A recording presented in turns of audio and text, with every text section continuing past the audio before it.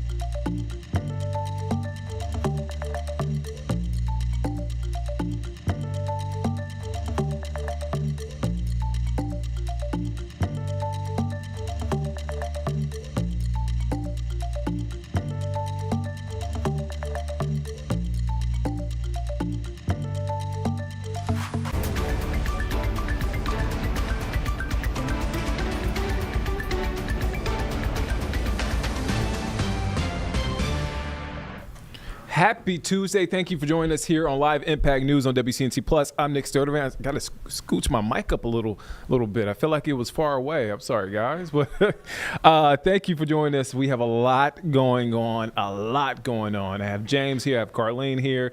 I hope you guys are doing well. James, I hope you're doing well. It's Tuesday, and I am doing well, happy, healthy. Can't complain, Nick.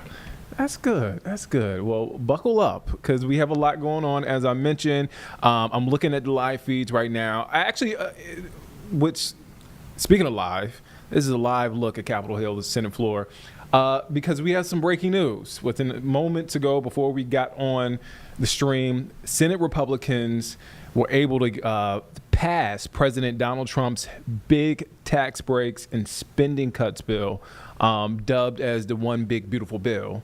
And it passed through some narrow votes. Actually, according to AP News, the narrowest of votes, pushing past opposition from Democrats and their own GOP ranks after a turbulent overnight session. I believe that session was about 24 hours.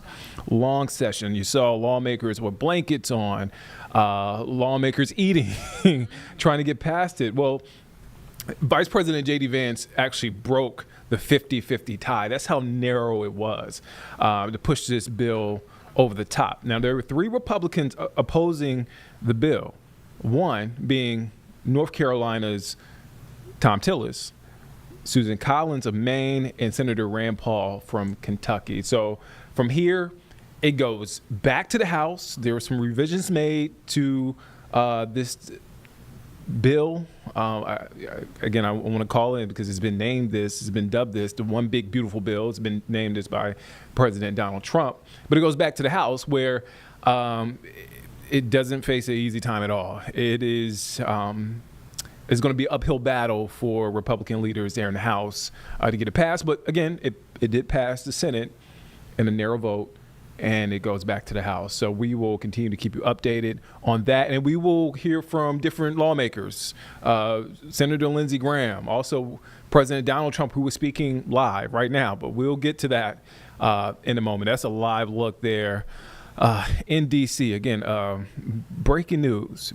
The one big beautiful bill now heads back to the Senate, now heads back to the House, rather, after passing the Senate. All right, so let's come back home. Let's go to weather. I feel like it's comfortable outside. It's not hot. It's not. We're weather alert, but I think I want to make it a Nick Pick day. I think I want to make it a Nick Pick. Is that allowed? I think that is allowed. What are the rules of this competition? You know what? We had clouds. Okay. So the clouds make it cooler. So I know what you're talking about. Yeah. I actually had my morning coffee out on the porch. Oh. Dare I say? Because it's a Nick Sure. Pick. Nick's pick for the morning, at least. First half of the day. For the first half of the day. We are expecting storms, and we are weather alert from about 2 p.m. this afternoon until about midnight. Now, this is first going to go up towards the high country and eventually make its way down here in the Charlotte area, close to around 6, 7, 8 o'clock. So that is our weather impact window. Main concern with this is going to be a couple of thunderstorms that could produce some damaging wind gusts. That's upwards of about 58 to 60 miles per hour. The potential for slow moving downpours to create some flash flooding concerns. And of course, frequent lightning also going to be a concern with this system as well. So you'll notice today, no risk for tornadoes, really no risk for hail with this system. It's really just going to be a wind and flash flooding threat, along with, of course, heavy rainfall and frequent lightning with this system. One of the areas that has already seen a couple of downpours in and around Ashe and Watauga counties, that is over towards Boone and King Street. So you can see right now, Doppler radar pretty much from the foothills down to the south, and of course that includes the Charlotte area, completely dry, just warm and hot out there. But as we look over towards the mountain area, that is the region that is seeing some downpours. That is over towards Chestnut Hill, Obids, down to Clifton, and north of Boone. That is north Watauga County. They're all drifting up to the northeast, not seeing any lightning with this. This is all ahead of that cold front. So timing this out for you in this future cast, you'll notice it really starts to get a little bit more active over the next couple of hours, and this is first going to be hitting the high country and eventually making its way down into a broken line of storms as we head towards the Charlotte metro area right around the evening time. But this will actually linger into the overnight hours on your Wednesday. Now, not everyone will see severe weather. That's the thing. Only a couple of us will, which is why all of us, though, do have to be weather alert.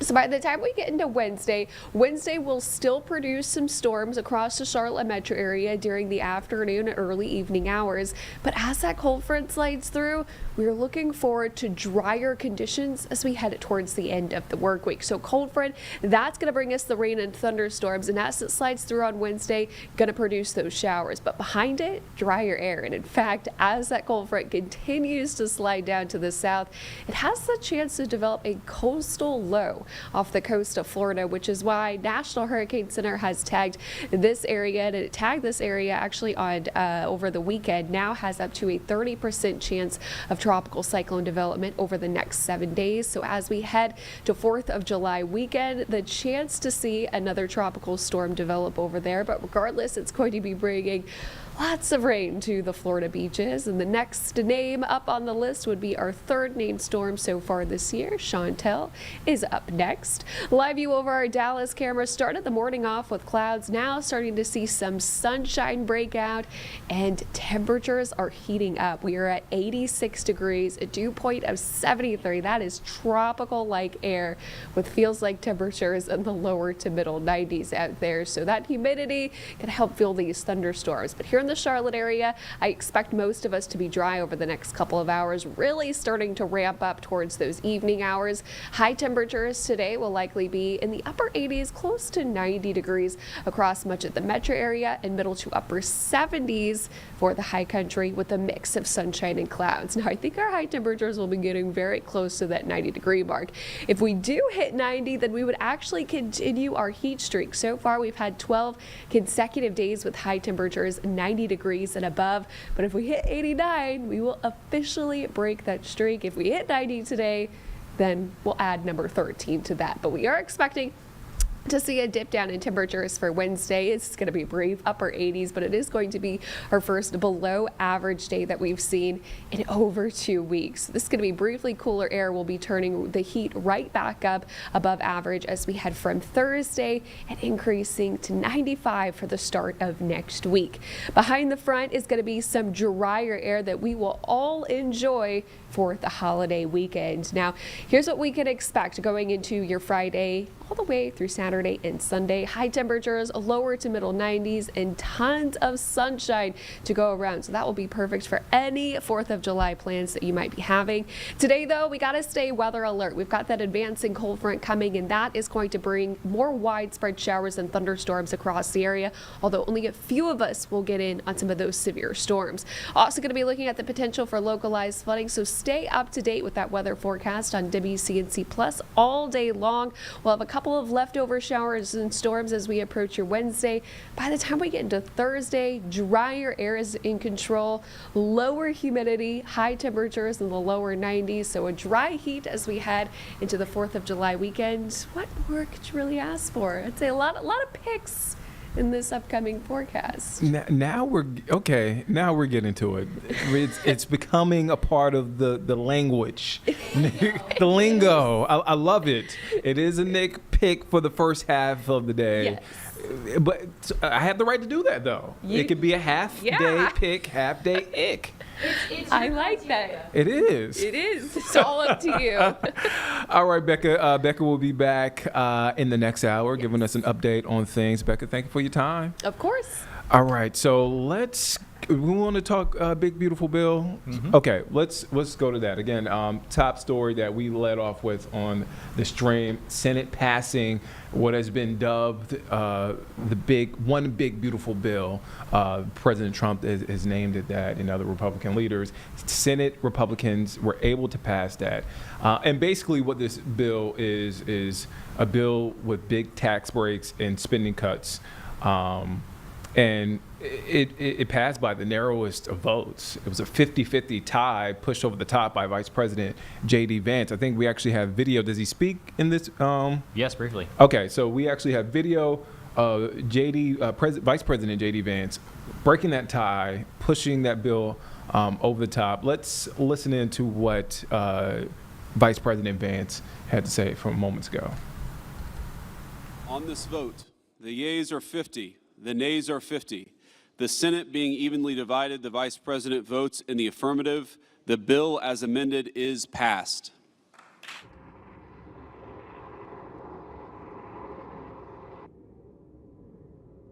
Okay. Pursuant to the order 4 February 29, 1960, the hour of 12 noon, having arrived, the Senate, having been in continuous session since yesterday, the Senate will suspend for a prayer by the Senate chaplain.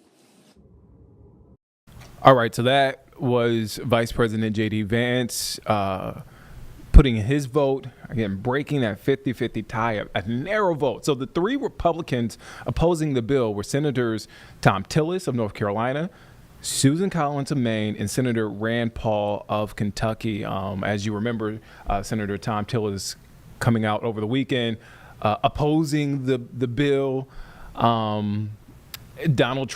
President Donald Trump firing back and thereafter, the hours after, moments after, on Sunday, Senator Tom Tillis announced that he's not seeking re-election in the midterms in 2026 next year. So shortly after the Senate passed President Trump's domestic policy bill, we heard from Senator Lindsey Graham from South Carolina. Let's listen in to what he had to say moments ago. Big military footprint. She understood this is to support border security. She didn't want the tax cuts to expire. The problem was around the cost cutting, or cost savings Medicaid, how it affected her state, and she very, very smart. And as a result of these negotiations, the rural hospital fund doubled, because when the FMAP was fixed for Alaska and Hawaii was knocked out under the bird rule, we came up with a fix to basically increase the rural hospital account, doubled it, and that will help all of our states.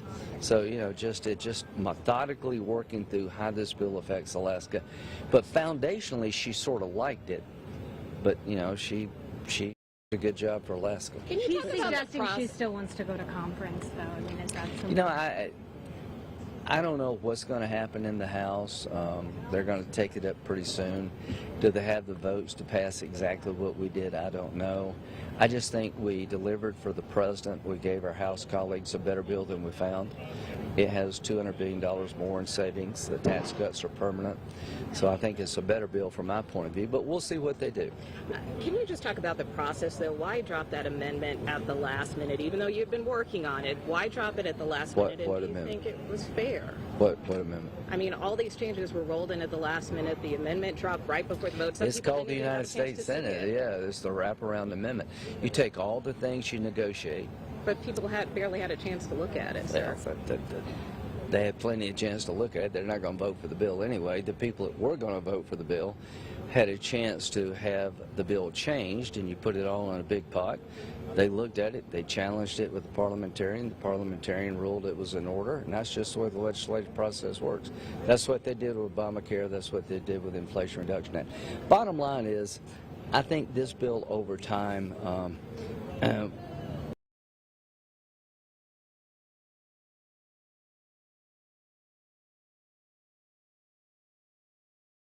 drawing board here because this can't get through the House.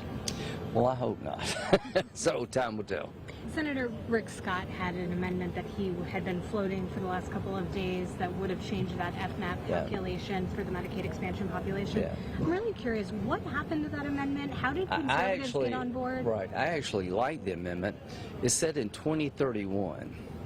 The 90-10 match for able-bodied people goes down to what you pay for poor children and disabled.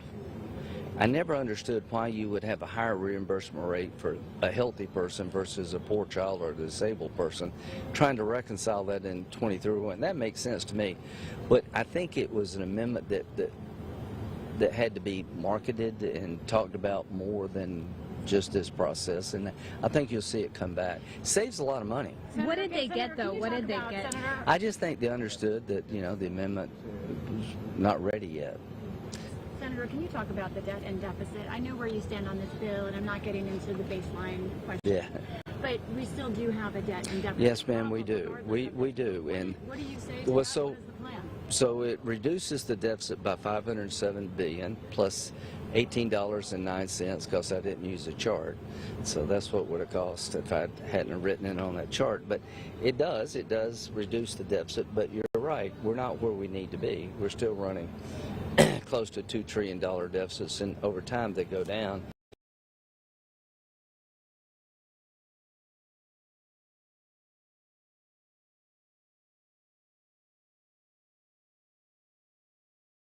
All right, so that was Senator Lindsey Graham from South Carolina speaking after President Donald Trump's big domestic policy package. Okay, here we go. It looks like it's chugging along. I'll continue to speak until we get it. But you see Lindsey Graham there speaking after President Donald Trump's domestic policy package, also known as the One Big Beautiful Bill, passed the Senate. And it was a narrow vote.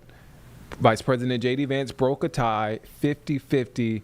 It was a 50-50 tie before Vice President J.D. Vance broke that tie to push it over the top. Now, the three Republicans, as I mentioned before, opposing the bill were Senators Tom Tillis of North Carolina, Susan Collins of Maine, and Senator Rand Paul of Kentucky. I want to jump now. Here's what NBC News has. Again, the Republican-controlled Senate narrowly passing President Donald Trump's sweeping domestic policy package this morning, bringing it one step closer to his desk. Now, the vote was 51-50, as I mentioned before, Vice President J.D. Vance breaking the tie after three Republicans joined all Democrats in opposing the legislation. It followed a marathon overnight session that spanned for more than 24 hours, during which senators voted on dozens of proposed changes to the legislation, and GOP leaders dragged out many of the votes as they frantically work to win over holdouts. Now, again, it leaves the Senate and goes now to the House, where it faces another uphill battle. Let's stick with President Donald Trump, because he's speaking now in Florida. Here's a live look at this. Let me set the scene for you. So President Donald Trump is speaking right now as he visits the site of the temporary migrant detention center being referred to as Alligator Alcatraz in the Florida Everglades. He's been speaking now for a while, but let's listen in to what's being said at this moment. Let's take a listen in. We can't make a machine that's competitive. We can't make a machine that doesn't work. Why? They don't let us use water. Do you have any problems with water? No, we have so much we don't know what to do with it. You know, it comes down from heaven, right? And I approved all of that, the washing machines, the whole thing. The dishwashers, that was the other one. They give you like this much water right up to there to do your dishes. So people, you know what they do? They keep pressing the button. So they end up doing the dishes 10 times. They end up using more water than you would have used if you did it right in the first place. So all of that stuff has been written off. It sounds crazy. It's little things. The straw, I let you go back to a plastic straw. I was tired of having straws melt in my mouth, you know? It wasn't working. The paper wasn't working too well. So these are little things that I did.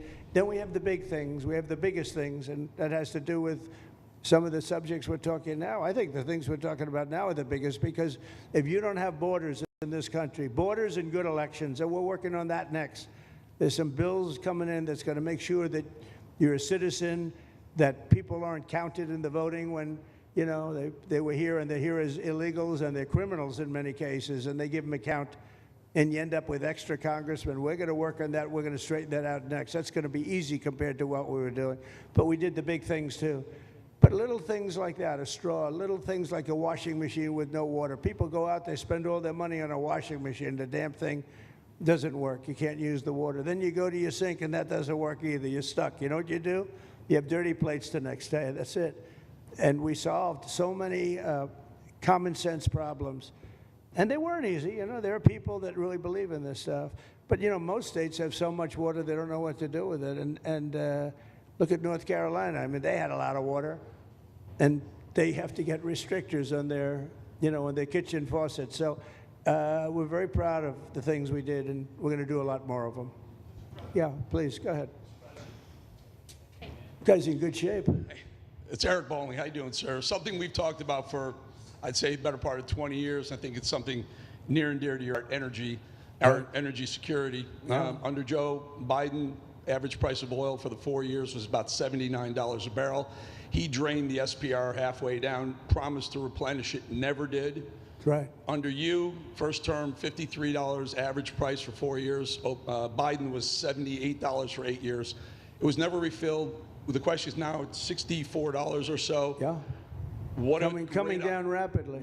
Coming down, and what a great opportunity to fix another one of Joe Biden's problems, one of the things he broke in America, giving us the energy security of an emergency SPR. Sure. Fill it to, maybe even go beyond and fill it to 1 billion barrels this time at a much cheaper price. Thoughts on the energy sector? So it holds 77 million barrels, and we had it up to the top, if you remember. And I was proud of that, and I made a deal to buy it at the lowest price of oil. It was a good deal, good instinct. And we filled it up, and when he came in, he started using it to keep oil prices down because he blew our energy policy out. Energy and his bad spending is what caused inflation. So now we have no inflation. Gasoline just hit $1.99 today in 5 states. $1.99, isn't that a nice sound? It was up to $4, and going up to 5, 6, and 7. In California, it was $7.70. But we just hit in five states $1.99, $1.98. And it's coming down to that level, so that'll be a big thing. And one of the reasons the prices and costs are going down when you go to the supermarket, because I said I was going to get costs down. We're getting the costs down. Food is coming down. When I came out, my first week, if you remember, I had a lunatic reporter screaming at me saying, eggs are going through the roof. What are you going to do about eggs? I said, I just got here. I didn't know anything about eggs. I had to call you. I said, look, I just got here. Tell me the problem. Well, they're doubled in price, and they're going to be 5 or 6 times higher. They were right, actually. I said, let me work on it. And now we have eggs down to the same numbers it was when I first came in. You know, we lowered the cost of groceries. A simple word like that, groceries, it was like almost a strange word. I hadn't heard the word in so long, but what could be more beautiful than the word grocery? And we have the prices way down. We have the energy way down. Energy brought the groceries down, if you want to know the truth. And, you know, so we think we're going to get it lower, and we're going to fill up the it's called the Strategic National Reserves. I had it topped out, and this guy would use them every time before the election. He'd use them whenever they had an election. It was artificial. But believe it or not, as big as that are tens of hundreds of millions of barrels of oil, all filled up at low prices. But it was really meant for wars, and it wasn't meant for keeping your prices down during a holiday so that somebody could get elected. But they used it, and they didn't bring it. The only mistake you made, they didn't bring it a little down. They brought it right down to the bottom. The thing is practically empty. They never filled it up. They never spent 10 cents in filling it up. And we'll do that. When the market is right, we'll fill it up. I want to fill it up when the market's right. Thank you. How about one more question? Okay, please, in the back. Dana Marie McNichol, Fox News Channel. Mr. President, is there an expected time frame that detainees will spend here, days, weeks, months? And does that have anything to do with the immigration judges you just spoke about being trained and staffed here? When you say, what was the first part of your question? Is there a specific time frame you expect the detainees to spend here? Days, weeks, months? In Florida? Yes, here at Alligator Alcatraz. I'm going to spend a lot. Look, this is my home state. I love it. I love your government. I love all the people around. These are all friends of mine. They know them very well. I mean, I'm not surprised that they do so well. They're great people. Ron has been a friend of mine for a long time. I feel very comfortable in the state. I'll spend a lot of time here. I want to, you know, for 4 years, I've got to be in Washington, and I'm okay with it because I love the White House. I even fix up the little Oval Office. I make it, it's like a diamond. It's beautiful. It's so beautiful. It wasn't maintained properly, I will tell you that. But even when it wasn't, it was still the Oval Office, so it meant a lot. But I'll spend as much time as I can here. You know, my vacation is generally here because it's convenient. I live in Palm Beach. It's my home. And I have a very nice little place, nice little cottage to stay at, right? But we have a lot of fun, and I'm a big contributor to Florida, you know, pay a lot of tax. And a lot of people move from New York, and I don't know what New York is going to do. A lot of people moved to Florida from New York, and it was for a lot of reasons, but one of them was taxes. The taxes are so high in New York, they're leaving. I don't know what New York's going to do about that, because some of the biggest wealthiest people and some of the people that pay the most taxes of any people anywhere in the world, for that matter, they're moving to Florida and other places. So we're going to have to help some of these states out, I think. But thank you very much. I'll be here as much as I can. Very nice question. With that, I'd like to just end by saying I want to thank Ron and James and all of the people that have done such a great job, all of your staff. Really fantastic work. And it really started with site selection. You can do a great job, but if you have the wrong site in real estate, you have the wrong site, you're dead. And this was a great site selection, despite what you may read in the environmental press. Good job. And this was an honor for Christy and myself and Steve and all of our people to be here. And I also appreciate the media. They've treated us very fairly. Over the last few weeks, I've been treated very nicely. And it's so unusual. I'm not used to it, but we've gotten great accolades. Brian, I want to thank you for calling out, because I was waiting here because I knew the vote was taking place and I'm answering questions, right? So I want to thank you very much and say hello to our friend. And I will see a lot of you. Thank you very much. We're going to make America great again. Thank you very much. Thank you. Thank you, brother. You're watching Live Impact News on WCNC Plus. I'm Nick Sertivant. All right, so that is President Donald Trump speaking live. He's visiting the site of the temporary migrant detention center being referred to as Alligator Alcatraz in the Florida Everglades. So that is happening live. He just finished speaking. We want to take you now to moments before this started. He spoke with reporters as he was landing there in Florida. Let's take a listen in to what President Trump had to say. The trip was nice, and the job they've done is fantastic. And this is what you need. And Ron worked beautifully with Christie and all of the people at Homeland Security, and got it done in how many days, Ron? 8 days. A new facility was up and running. So. And is this the model going forward, Mr. President? It can be. I mean, you don't always have land so beautiful and so secure. We have a lot of bodyguards and a lot of cops that are in the form of alligators. You don't have to pay them so much. But I wouldn't want to run through the Everglades for long. It will keep people where they're supposed to be. This is a very important thing. We're setting records at the board. You know, we had no people come through last month. 0, no people. But we're going to keep it that way. So Ron did great, and I want to thank you. Well, look, we thank you, Mr. President. Thanks for your leadership. The border, you did that quicker than we knew you'd do it, but you did it so quick, which is great. But Biden let in how many millions, and you got to take care of them. And so this is one example of a state operating this. The feds are approving it, supporting it. We're also going to have 2,000 more at Camp Blanding, which is our National Guard site. And we're the only state in the country that mandates our state and locals, law enforcement, to cooperate with ICE. And it's made a huge difference. On any given day, Florida constitutes about 20% of all immigration arrests nationwide. So what I would just say is, don't let Florida be the only state. We've got very red states that should be doing this just as much as Florida's doing. That will increase their numbers. And then what happens is you'll have a lot of people that will deport on their own because they don't want to end up in an Alligator Alcatraz or some of those other places. So I think this is a model, but we need other states to step up.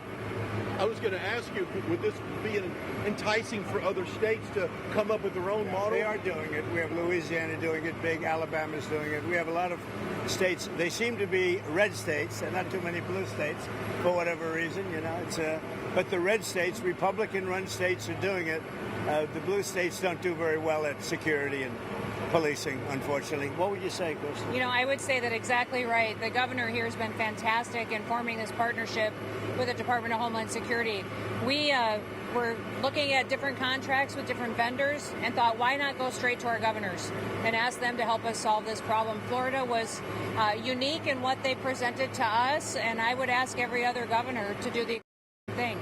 This is unique because we can hold individuals here, they can have their hearings, get due process, and then immediately be flown back home to their home countries. And their home countries are welcoming them. They're setting up loans for houses, they've got food assistance, they're helping to facilitate welcoming them home. I just got home from Panama, Costa Rica, Guatemala, Honduras, and they're all excited about getting their individuals back home from the United States. So and there is a lot of self-deporting. That's one thing I was actually surprised, but a lot of self-deporting. The galley, everything is on the concrete.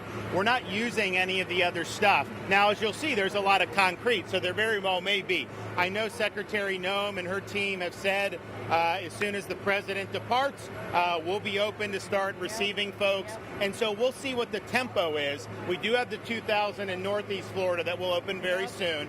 So it is possible to do. One of the things I think that is exciting about this is we're offering up our National Guard and other folks in Florida to be deputized to be immigration judges. We're working with the Department of Justice for the approvals. I'm sure Pam will approve.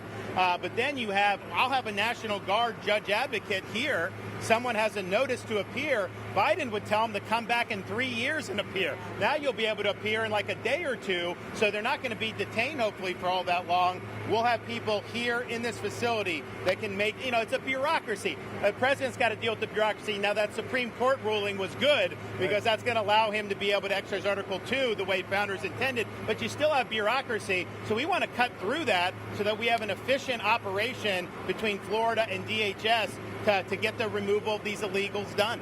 Are you prioritizing going after the worst of the worst, or are you now arresting anyone who is here? We're doing the worst of the worst always first. Yes. And I think it's great government, what we've done. And nobody can ever forget what this group of people, Biden or whoever it was, because probably wasn't even Biden. I don't think he knew what the hell he was doing. But Biden, whoever it was, what this group of people, a small group that circled the Resolute desk, what they did to this country. Think of it, what your time, all the time you have to waste doing this. It's an unforced error. We had nothing. We had no problem with this. There was never anything like for you, sir. Well, I was thinking about that, I must say. It was meant more as a joke, but the more I thought of it, the more I liked it, if you want to know the truth. And they were serious. They were actually crocodiles. They were crocodiles from Africa. They are a step beyond. But no, that was really meant as a joke, but a lot of people liked it, and a lot of people think we should do it, frankly. The Senate, it appears, is about to vote on your I hear we're doing well, Ron. I hear we're doing well. Are you confident this can get I done don't by know. the 4th of Confident. July? What does confident mean when you're like when you have one vote and you have 100 people going to vote? I think so. I think it's going to be the greatest bill ever passed, even for you, as an example. Tremendous amount of Homeland Security money. Oh, tremendous amount. It's going to keep the border secure because, we have them secure now, but we need to build more wall. I built almost 600 miles of wall. We need more wall. And all of that's covered in this bill. This bill is amazing for everybody. It's an amazing bill for Florida, too. Really great for Florida. Do you have any concerns about the Medicaid cuts, though, Mr. President? No, we're not going to be playing with Medicaid. An estimated Only waste, fraud, and million abuse. Americans could lose Yeah, their the coverage. Democrats have it wrong. Yeah. Waste, fraud, and abuse. In fact, if you look at what's gone on, we've gone way back. We take care of Medicaid. We take care of Medicare. They will blow Medicare and Medicaid because they have no idea what they're doing. Just like they don't have any idea what they did on the border, they have no idea. Medicaid is in big trouble with the Democrats. So you can promise anyone who loses their health care coverage that is because of waste, fraud, and abuse? Waste, fraud, only waste, fraud, and abuse, which is what everybody Mr. wants. President, Russia has about 50,000 troops stationed outside of Sumy in Ukraine. What will you do if Russia authorizes an offensive? We'll see what happens. I'm watching it very closely. Mr. President? Yeah. About Prime Minister Netanyahu's visit next week, what are you hoping to get out of that? And do you think there'll be any progress? Well, it's going to be a very quick celebration. We had a great hit. It was a obliteration. Okay, now it turns out it was an obliteration. They demeaned CNN mostly and the New York Times, fake New York Times. They demeaned these great soldiers. They went over there 17 hours flying, and they hit bullseye after bullseye after bullseye. It all blew up. Everybody saw it. Then they get back, and CNN said, well, they did okay, but maybe it wasn't. Let me tell you, it was beyond obliteration. Nobody can even get down there. The tunnels are busted. Everything fell into the well. It was a total and complete obliteration, and we should celebrate these heroes. And what I'm doing is I'm bringing them, Ron. We're bringing them to Florida or to the White House. I gave them their choice. I think they're going to take the White House. Probably. I shouldn't tell you this. Mr. President, there's going to be a new bill called Make American Elections Great Again. I love it. Forcing the U.S. Census Bureau to redo the census to actually get an account of how many Americans with proof of citizenship are in our area, in our country, redistricting some of the House districts. Your thoughts on that? Well, I'll speak for both of us. We love it. Okay, you're going to like this one. I know all about it. We want to bring our elections back. The election in 2020 was rigged, millions and millions of votes. It had to do with COVID and a lot of things, but it really had to do with the crooked people. The Democrats are very good at cheating on elections. And that's why I said too big to rig. They tried this one too. But after about 9:02, they gave up too many votes, too big to rig. Ron would love it. I would love it. Christie would love it. That's what they have to do. They have to bring it back. And we have to look, Ron, they include anybody that happens to be in your state. Well, California would lose like 5 seats if they did a fair census. And even beyond that, the Biden census gypped Florida of at least 1 seat. We only got 1 seat in the last census. Are you trying to tell me that Florida only had 1 seat in that? We should have had at least 2. Texas should have had another one. That could be the difference in the House of Representatives and the majority. So I would love for them to redo the census for 26. My legislature will redistrict those lines. We'll get it to where it's fair. But as it's right now, this country is not fairly apportioned. I've got so many more millions of people in Florida that have representation because of that flawed census. Mr. President, I think it's going to do very well. A lot of people, I don't know if you've heard about it, it's captivated the country. Everybody wants it. It's going to get in, it's going to pass, and we're going to be very happy. Elon Musk is ripping into this bill again. Are you concerned that Republicans are going to be swayed by Musk and his money? No, I don't think so. I think what's going to happen is Doge is going to look at Musk. And if Doge looks at Musk, we're going to save a fortune. Thank you very much, everybody. I don't think you should be playing that game with me. Mr. President, July 9th tariff guideline. All right, some strong words by President Donald Trump. Speaking with reporters as he landed there in Florida, thank you for sticking with us. It's been a busy first half, I was going to say hour, James, but first half hour of the show. A lot going on, especially. It was only half an hour? It was only half an hour. But a lot going on here. So we want to stay in the realm of politics. We want to talk about, and I mentioned this as we were talking about the domestic policy package that passed the Senate. Let's talk about Tom Tillis. Senator Tom Tillis. He says, hey, I'm not running for re-election after coming out and speaking against the dubbed One Big Beautiful Bill. And so the names have been floated around.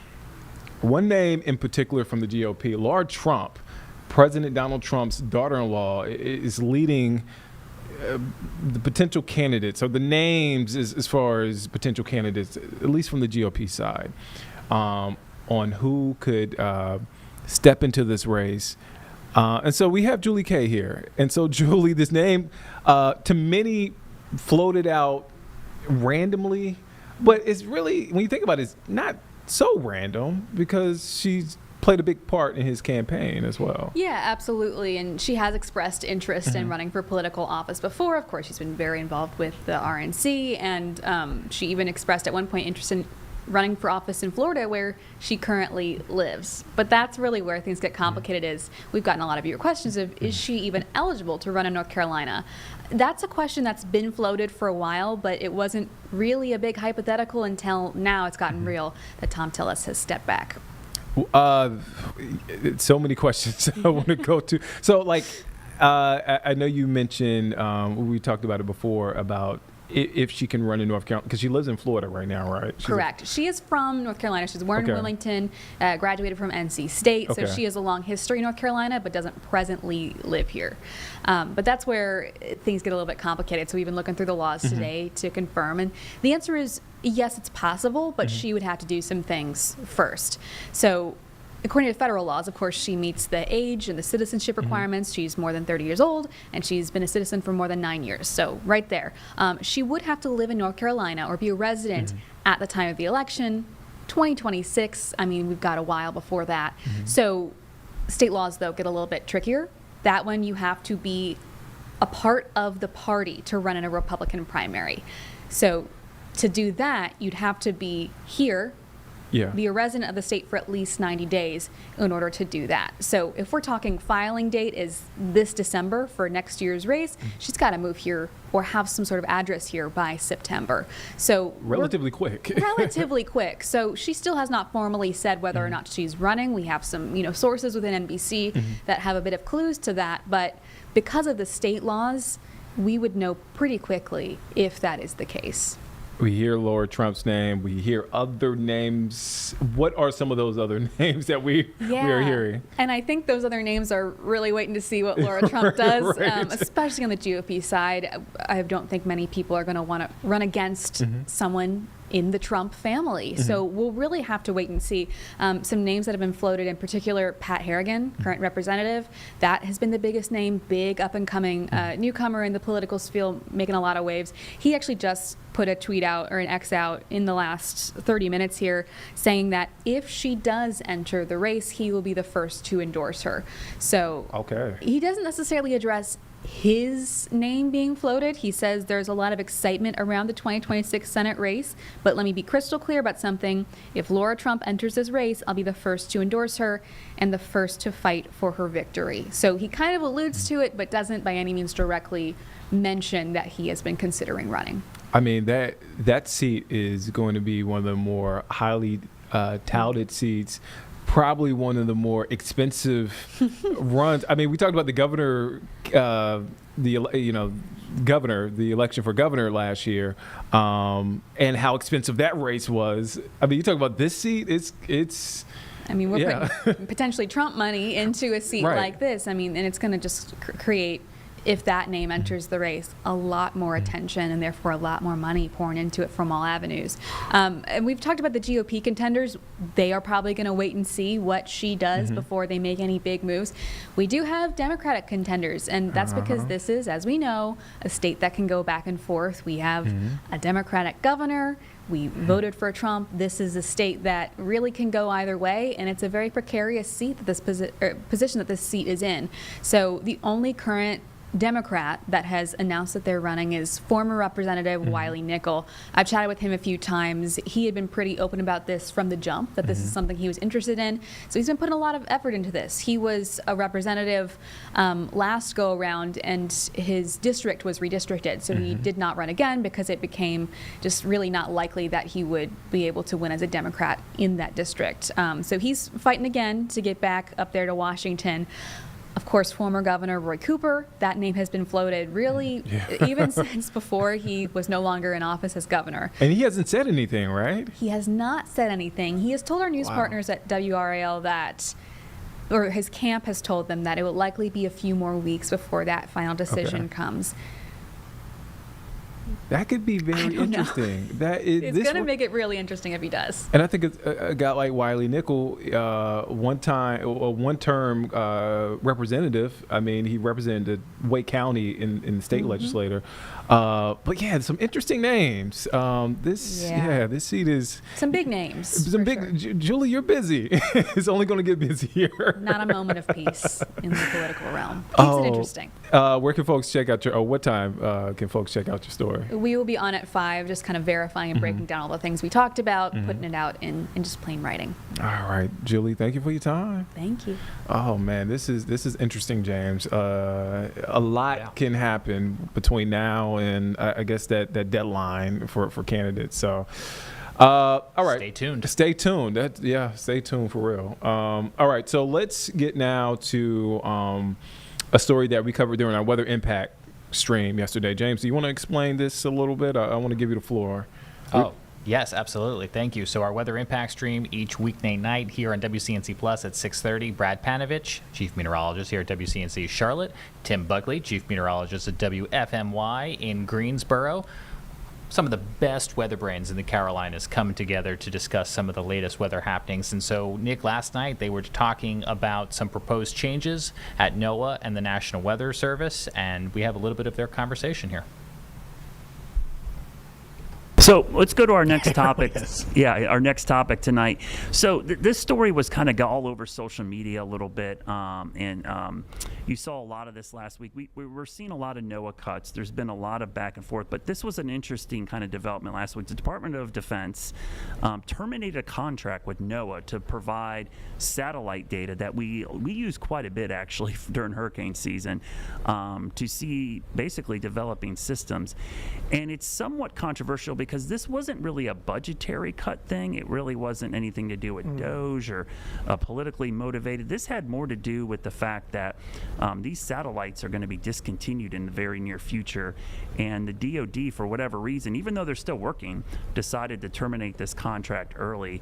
And so this is just another one of those things, Tim, I think that could have an impact on the upcoming hurricane season. What are your thoughts about this, and of what you've read so far? What is your biggest concern with this lack of satellite data?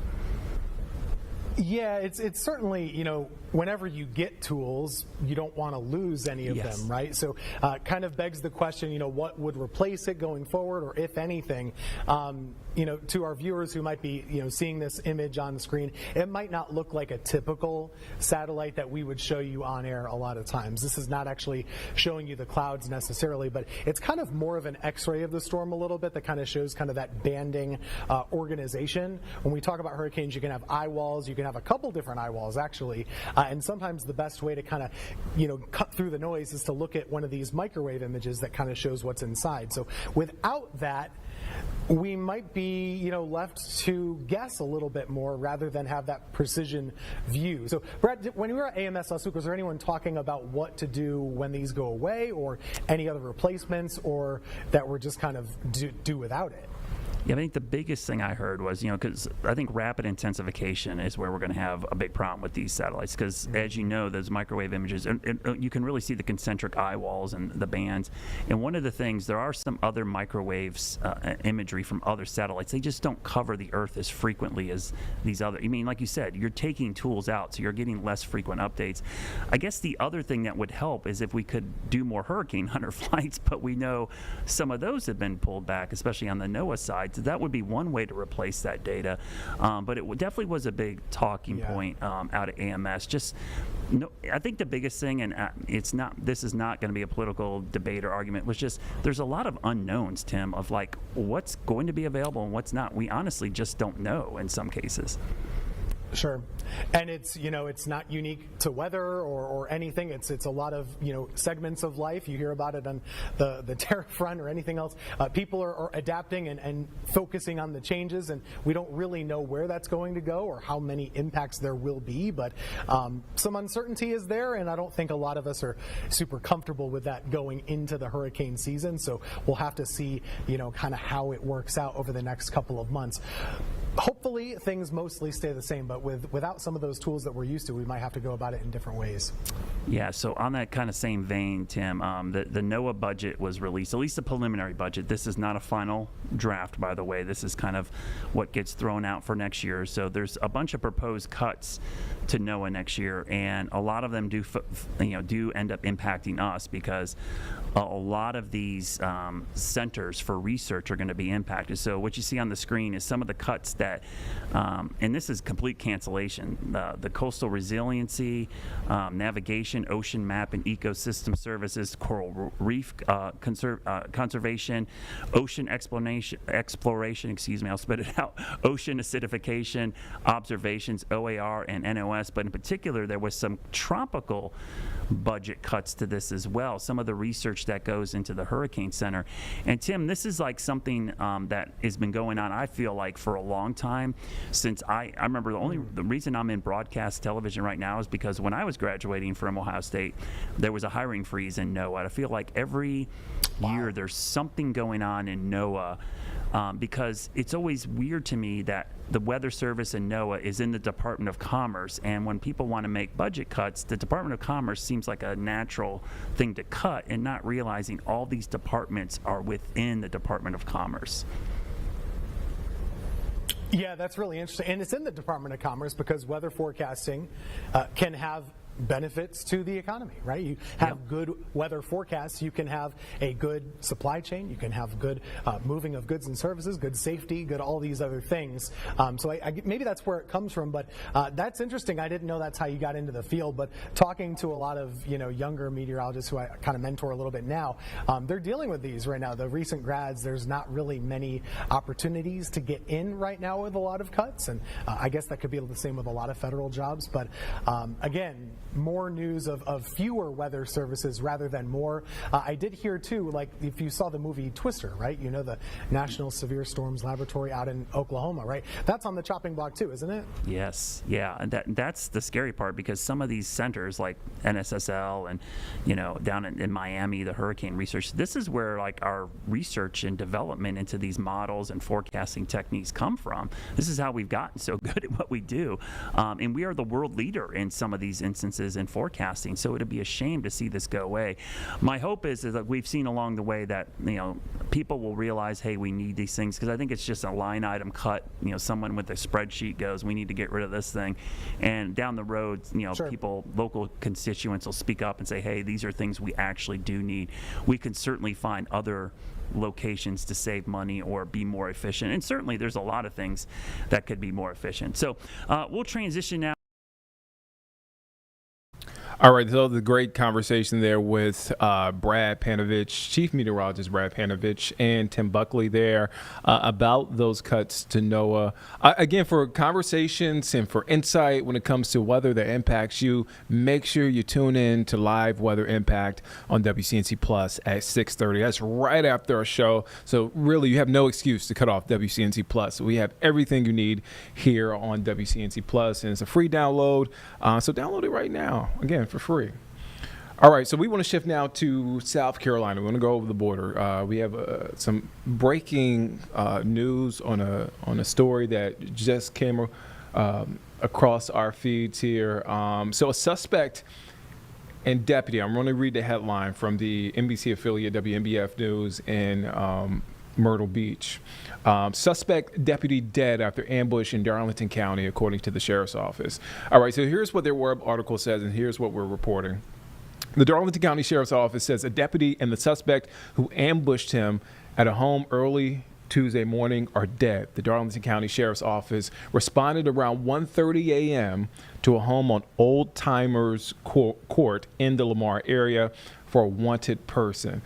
During an encounter inside the home, the sheriff's office said 25-year-old Cameron Dennett ambushed two deputies, leading to the officer-involved shooting. One of the deputies identified as Deputy Devin Mason, as did the suspect, or died, as did the suspect, according to the sheriff's office. Let me read that sentence again. One of the deputies identified as Deputy Devin Mason died, as did the suspect, according to the sheriff's office. That is a picture of Deputy Devin Mason. Now, Mason had just completed his field training last week. He graduated from the South Carolina Criminal Justice Academy early this year. The other deputy was taken to the hospital but is expected to be okay. The sheriff's office said that Dennett was wanted on criminal conspiracy, forgery, and second-degree Computer Act charges. He was also not allowed to have a firearm. At the scene, deputies arrested a 28-year-old named Kristen Porter on charges similar to the ones Dennett was wanted on. Warrants show the two were wanted out of Florence County. So Florence County is basically next door to Darlington County. And they were arrested for presenting a bank routing number and account number from victims with the intent to defraud the victims and take their money back in February. Documents show Dennett was able to defraud the victim of $373, a little over that. Meanwhile, warrants state Porter stole at different times roughly $500, a little over $1,400, and a little over $900 from the victims. Authorities are booking her in Florence County. The South Carolina Law Enforcement Division, also known as SLED, is leading this investigation, as it does for typically for officer-involved shootings. So we have a statement from Darlington County's sheriff. It reads, and I'm going to read in part, quote, "Today, we mourn the loss of one of our own, Deputy Devin Mason. This is an incredibly sad day for Devin's family, the Darlington County Sheriff's Office, the entire community we serve. Deputy Mason began his career with our agency in 2024 and graduated from the South Carolina Criminal Justice Academy on March 28th, 2025. He successfully completed his field training last week. In his time with us, he demonstrated unwavering dedication, integrity, and professionalism." I'm skip down to the end. It says, "Rest easy, Deputy Mason. We have the watch from here." And that is Sheriff Michael August from Darlington County. And this is a look at 27-year-old Deputy Devin Mason from the Darlington County Sheriff's Office there. So again, that is a story that we are following, and as more information, I know I gave you a lot there, but as more information comes in, we'll be sure to update you and give that to you right here on WCNC Plus and Live Impact News. Okay, well, so let's shift now to the Diddy trial. A lot of eyes there. This is a live look outside of that federal courthouse there in New York. So right now, as we speak, the jury is entering the second day of deliberation. The 12-person jury has entered, again, its second day of deliberations in Combs' trial.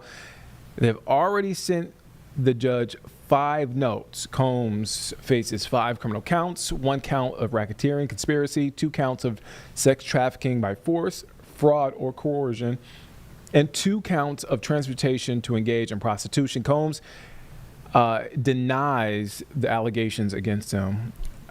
And so that is where we stand right now as we are awaiting a verdict in this trial, a case that we've been following and NBC has been following. We want to get now to an update from NBC News. Let's take a listen in.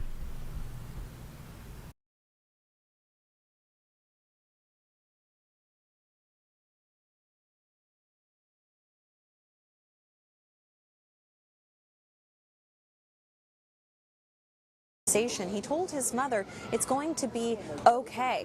Combs has seemed in relatively positive spirits. On the first day of deliberations on Monday, he actually held up 2 books. One, The Power of... All right, so we were having a little bit of sound issues, so we actually want to run that story back, that report back from NBC News. Again, here is a live report from NBC News. Hey guys, today marks day 2 of jury deliberations in Sean Combs' criminal trial. This morning, Combs actually turning around in the courtroom and having a conversation with his mother. According to one of our reporters who was in there and saw the conversation, he told his mother it's going to be okay.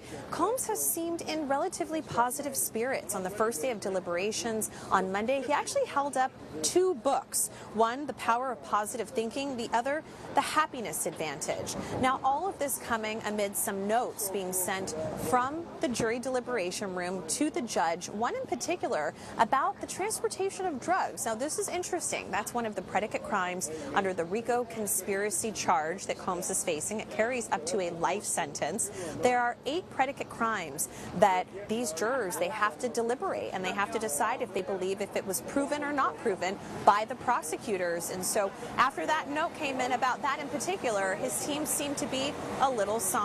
Back to you. Again, we are continuing to follow what happens and what comes of this. Excuse me. Again, the jury entering a second day of deliberations in this trial. So we'll continue to keep an eye on this. Again, this is a live look outside the federal courthouse in New York City. All right, so we are approaching the bottom of the hour. We want to take you live now to Idaho. So the community is honoring the 2 firefighters who were shot and killed while responding to a fire in Canfield Mountain. Now, fire officials have invited the public to join the processional that is happening right now, as you see there on your screen. A 3rd firefighter remains in critical but stable condition after undergoing multiple surgeries. Again, this is a truly tragic story and situation that happened from over the weekend. So again, that procession is happening right now to honor those fallen Idaho firefighters there. All right, so let's turn now. Do we want to go to some holiday travel stuff? Yeah. Okay. So we'll continue to keep our eye on that. All right, so a lot of you guys are traveling this weekend. A lot of you guys are not even this weekend, but are traveling this week, preparing for this weekend. A lot of folks are hitting the roads. A lot of folks are flying out. James, are you have any plans for the 4th of July? Driving down to Georgia. Driving down to Georgia. See, James is one of the millions of people hitting the roads. Are you ready? Are you prepared? No. That's fair. Hopefully a lot of you guys are. We want to send it down to Tom Costello with NBC News on what you should know when it comes to the holiday travel. Yeah, good day. We're on a 787 parked here at Newark Airport. Listen, this is the week we are expecting a total of 72 million people to be traveling, according to AAA. And the TSA is expecting more than 18 million people to be flying over the July 4th break. Right now, right this very day, we're expecting some of the heaviest travel of the entire week. And we are watching very closely those summertime storms. Yesterday, we saw them pop up and really affect travel here at Newark Airport, also at LaGuardia and JFK, and even down in Philadelphia. Today, unfortunately, rinse and repeat, another day of volatile storms. In fact, it could be worse than yesterday. We're expecting ground delays and ground stops at all 3 New York City airports. In addition, Philadelphia, all of Washington, D.C., even Denver, because of the volatile weather. And by the way, if you are not yet booked on your summertime travel, the expert advice is you want to try to book a flight to leave in the morning, not in the afternoon, when the storms can really percolate up and ruin best laid plans. Back to you. Some great advice, Tom. James, hopefully you were paying attention to that advice. Doesn't mean that I'm going to pack before I'm scrambling out the door at the last second. But yes, good advice as always from Tom Costello. And speaking of weather, we have Becca Birdsall, meteorologist Becca Birdsall, who's back here in studio. You got any plans for the 4th, Becca? I do. So I am going to be traveling and flying on Thursday and Sunday, which are the Have you two packed? busiest days. Of course not. Okay, all right, cool. But my brother is getting married in Austin, Texas. Congratulations. This weekend. So I'm very excited. I am hoping for no issues at the Charlotte Douglas Airport.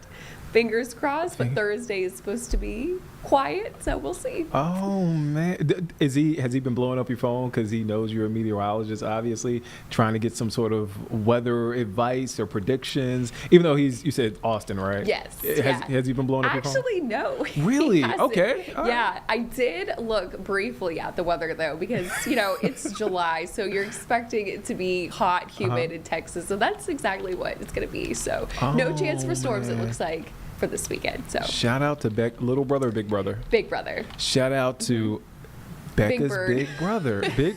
Is that what you guys call each other? No. Oh, shout out to that's amazing. Shout out to Becca's big brother, BBB. Becca's big brother. There you go. All right. So how are we looking out outside? It's hot, but it's not as hot outside. Yeah, no, not nearly. And we are seeing a little bit of sunshine break out, especially as we started off with clouds this morning. Weather impacts for today.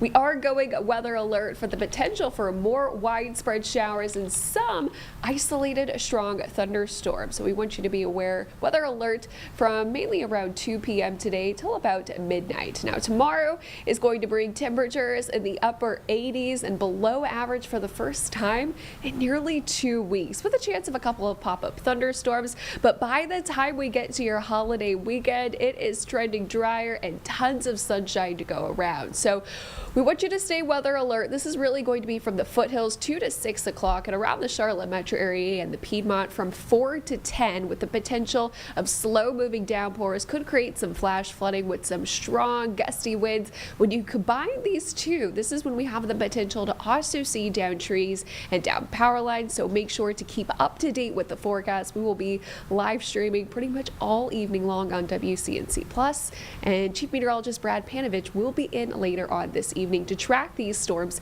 in real time. So right now, really only looking on the main concerns to be the potential for flash flooding and also strong to damaging wind gusts. This is going to be upwards of 58 to 60 miles per hour. Not everyone will be seeing severe storms, but there will be a chance for more widespread showers. And we're already starting to see some showers and thunderstorms develop ahead of this cold front. Most of that activity has been up towards the high country today, and that's where it continues for the 1 o'clock hour. You can see a couple of downpours have started to settle up over especially Watauga County. That's over in Boone, and one downpour over towards Burke County has dissipated. That was over Linville Falls and is now pushing to the east as it falls apart. So for today, this is new. We are under a medium threat for excessive rainfall. Again, the potential for slow-moving downpours could create some localized flooding, but again, not going to be completely widespread. So timing this out for you, here's that latest look at Futurecast. Starts to get a little bit more active, especially towards the evening hours, especially around the metro, but I do think we'll carry that rain chance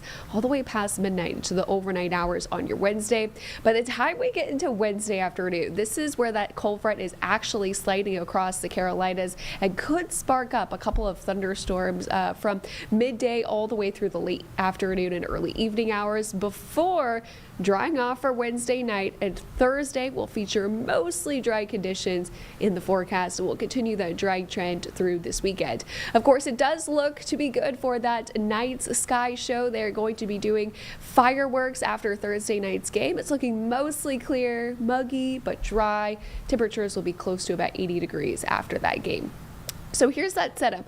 Cold front will eventually slide down to the south, and as it stalls out and kind of meanders around the Gulf, does have the potential to turn into a coastal low pressure system, which the National Hurricane Center has tagged to have about a 30% chance of tropical cyclone development over the next 7 days. So something that we will keep an eye on, especially for 4th of July weekend. That is regardless going to be bringing lots of rainfall to some of those Gulf Coast states as well as the Florida beaches. Next name on the list would be Chantel, and officially become our 3rd named storm of the season if it does develop. Outside now, we've got lots of puffy fair weather cumulus clouds. Temperatures warming up. Just about an hour ago, we were at 86. Now we're at 88. Dew points are still in the lower 70s. So that's making it feel steamy out there. Feels like a 95, and we'll likely see those heat index values peak in the upper 90s for today, with high temperatures, upper 80s, very close to 90 degrees. Again, getting more stormy towards the evening hours here in the Charlotte area. And like I mentioned, high temperatures will be very close to that 90-degree mark, but a couple of us will be in the upper 80s. And you know, we've had that consecutive streak here in Charlotte with consecutive high temperatures 90 degrees and above. Yesterday did mark our 12th day.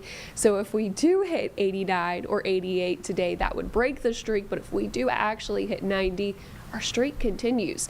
We are expected, though, to break the streak regardless on Wednesday. Highs in the upper 80s. That is briefly cooler air behind that cold front, but turning the heat up once again. That comes back Thursday all the way through the start of next week with those above average temperatures in the lower 90s. The better news with this forecast behind that front is going to be featuring some nice drier air as we enter through your 4th of July weekend with minimal rain chances. That is a rare event. And not only that, dew points are going to climb down to the middle to upper 60s. So that means while it's still going to be hot for your 4th of July, it will be a dry heat. So that is a nice treat for us. Start to finish, your 4th of July weekend looks fantastic. Lots of sunshine to go around with highs in the 90s. So 7-day forecast. Got to stay weather alert for the rest of today for the potential for some strong to severe thunderstorms. We'll have another round come through on Wednesday, less widespread. By the time we get behind that cold front, drier air will persist basically from Thursday all the way through this upcoming weekend. Should be great for any 4th of July activities as well as that Charlotte FC game. They are back home on Saturday. A perfect day for that game, looks like. I mean, it's going to be 93. It's going to be hot. Yes. But, I mean. But a dry heat. Dry heat. It's I can rare take that. in July. I take that. When are you flying out? Thursday, right at 11. Okay, not a bad time to fly out. I don't think it's a bad time to fly out. It shouldn't be. It shouldn't be. We heard on Live Impact Weather yesterday that the morning flights are the better flights. They are, yes. Okay. Because they tend to get out early. Delays form later on in the day. Right. I do know that, but Those I later get to sleep in a little bit. Yeah. It was a nonstop flight. See, I'm like an early morning flight type of person. Oh, really? So I will sacrifice my sleep for an early flight to get in, and I can kind of sleep on the plane, depending on how long the flight is. Yeah. I mean, I do that sometimes. I'm not the most friendliest person coming off the flight, so there's caution. But yeah, so well, I guess we'll see you tomorrow. Are you in tomorrow? Okay, I was about to say have a safe flight, but I'll do that tomorrow. Okay, so, sounds good. Thank you for your time, Becca. Of course. All right, so we want to shift now to back to D.C. All right, so this is a live look at the House Rules Committee on what we're calling the One Big Beautiful Bill. Basically, President Donald Trump's domestic policy package. So the Senate passed this version, and now it's here, and it faces the House Rules Committee. And this is the next crucial step for this piece of legislation. So let's listen in to what's being said now. This actually just kicked off a few moments ago, so let's listen in. This legislation does not have a bowed posture and the frailty of a pipsqueak. The One Big Beautiful Bill Act is the real deal. It's what Americans voted for when they put their trust in President Trump and our Republican majorities in the People's House and the Senate. And here's a sharp dose of reality. A failure to pass this legislation carries with it serious negative implications, not only for hardworking taxpayers, but also the nation. The largest tax increase in American history would be levied against everyday men and women. Millions of jobs would be wiped off the map. Small businesses would be decimated. Wages would vanish. GDP would plummet, and nationwide economic ruin would erupt. Resources to ensure the continued protection of our nation's borders would dry up and turn to dust. Our nation's military would be rendered ill-prepared to confront existing threats to the American homeland, meet the quality of life needs for service members, and keep our adversaries in check. This isn't blatant fear-mongering like what our Democrat colleagues have been doing incessantly for months. These are just facts. President Trump has his pen in hand and is waiting for us to move forward. At this critical juncture, failure is not an option. We're kicking off the final leg of this process here in the Rules Committee today, and we're making good, yet again, on our commitments that we have made to the American people. Let's get this done and keep the wins coming. With that, I yield to the ranking member, Mr. McGovern, for any comments he wishes to make. Well, thank you, Madam Chair. The chairwoman just said that Democrats were going to say that the sky is falling. Well, I'm not going to say the sky is falling. I'm going to say that health care is going to get ripped away from millions of people. I'm going to say that food is going to be taken off the table of many families in this country who rely on SNAP as a way to make sure that they don't go hungry. And I'm going to say that the richest among us are going to get a tax cut. So it has nothing to do with the sky. It has everything to do with what is right and what is wrong. We are here today on a bill that just dropped from the Senate, hot off the press, passed only an hour ago. It's massive. Here it is, nearly 1,000 pages long. And I've got to ask, have any of you read it this time? Because last time we met on this legislation, many of our Republican colleagues had not. And that's no accident. It's by design. It's the direct result of Republican leadership and the White House jamming this bill through Congress with zero transparency. Now, let's be totally honest. This entire process has been legislative malpractice. It's been negotiated in back rooms from the start. In April, conservatives argued for and ultimately got aggressive instructions in the budget for committees to slash spending. I wonder how they feel now that the Senate has violated their hard-fought instructions by over $500 billion. And let's not forget, this bill was jammed through the House in May so quickly that some Republicans said they would have opposed it if they'd known what was actually in it. And now, after another series of backroom negotiations in the Senate, we're getting jammed again, without any chance for the public or independent experts, for that matter, to fully review the bill. And let me make a prediction. If this ugly bill passes, it's going to get a lot uglier when people realize what's in it. And not even Donald Trump's new $300 bottle of cologne will cover the stench. This bill will hurt people in every congressional district in this country. And Republicans are racing to get it passed before the American people can figure out what's in it. There's no real deadline. That we're working against, none. July 4th is just an arbitrary marker that Trump made up. He wants a victory lap on Friday, just weeks after throwing himself a military birthday parade, complete with tanks rolling down Constitution Avenue, one that cost taxpayers tens of millions of dollars. He now wants to have a 4th of July signing ceremony at the White House for this dumpster fire of a bill. We're rushing, not because the country demands it, but because he wants to throw himself yet another party. This isn't policy, it's ego management. So why not slow down? Why not actually do the work? Why not fix the problems instead of pretending that we're in the middle of some 5-alarm emergency? I mean, Vice President Vance just had to break a tie in the Senate. Many of the Republicans who voted for this bill acknowledge that it is that in its current form, it is seriously flawed. And listen to this quote from Senator Murkowski, who just caved and voted for this bill. And you got to love this. She said, quote, "My hope is that the House is going to look at this and recognize that we're not there yet," end quote. I mean, my question to her is, if you really believe that, then why the hell did you vote for this bill? It doesn't make any sense. It's a dereliction of your duty as a United States Senator and as a representative for the people in Alaska.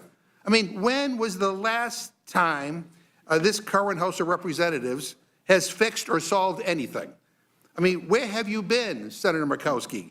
This Republican House is dysfunction on steroids. And let me say to my Republican friends, I understand that the Senate just jammed you, but you don't have to be complicit. I get it.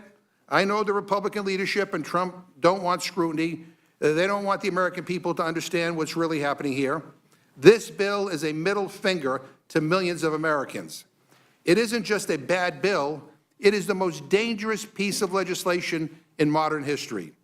Dangerous because of the very real damage it will do to real people, sick people, hungry kids, families just scraping by.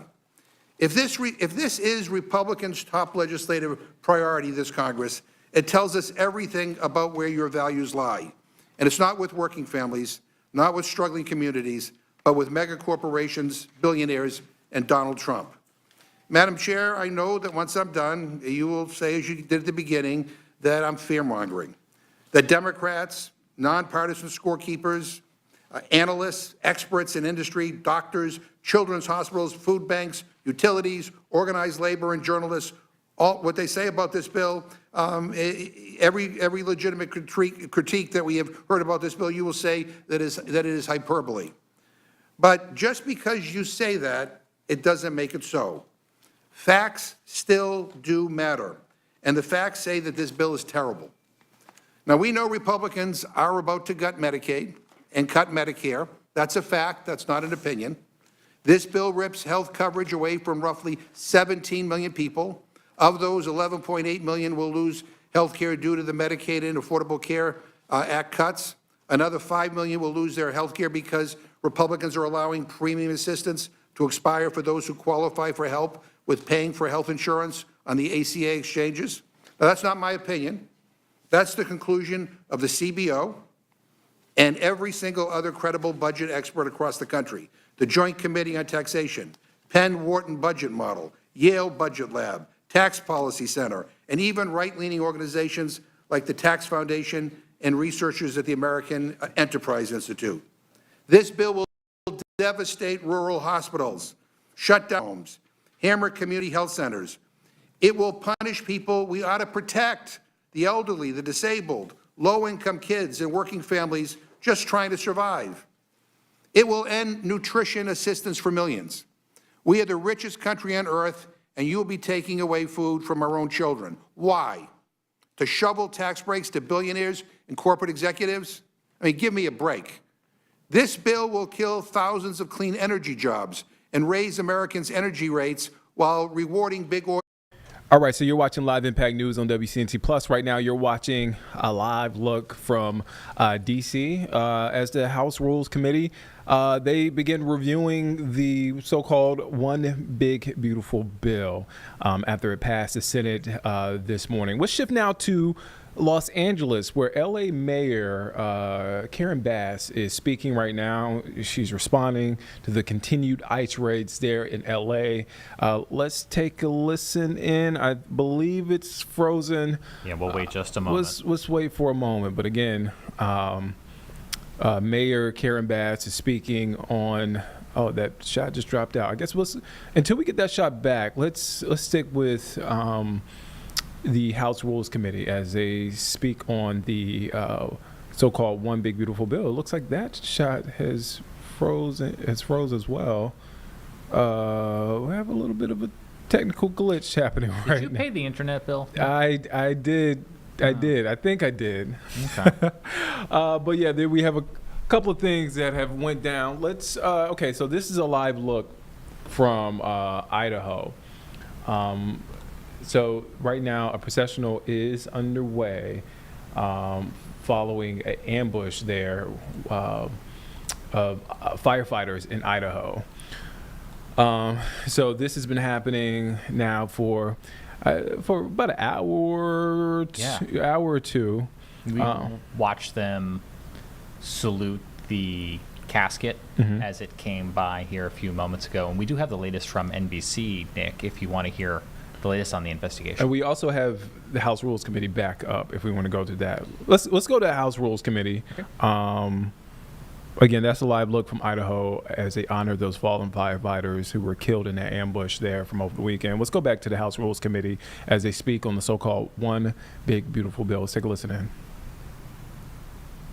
To provide handouts to billionaires and gut Medicaid and SNAP. Now, meanwhile, the new standards for the child tax credit leaves 1 in every 3 eligible children behind. Because this bill doesn't invest in children, it abandons them. All this, and Republicans are adding more than $3 trillion to the national debt. You hear that? Over $3 trillion. Now, I know some of the Republicans on this committee consider themselves real fiscal hawks. Well, you cannot with a straight face say that you care about deficits and the debt if you vote for this bill, whether that's out of this committee or on the House floor. This bill even raises the debt ceiling by $5 trillion because Republicans know that policies in here will explode our debt. I mean, you can't make this stuff up. This is the biggest transfer of wealth in American history, stealing from the poor to give to the rich. This is Republicans' let them eat cake moment. It robs from the most vulnerable to pay off the already powerful. It tells every kid without wealth, this government has nothing for you, that the American dream is only for trust fund babies. And here's what baffles me. You all know the truth. You all know the truth. You know this bill is cruel. You know that it will hurt millions of Americans. But Trump wants you to fold. And the sad fact is that many of you will fold in a nanosecond. You'll vote for this even though you know it's bad for your own constituents.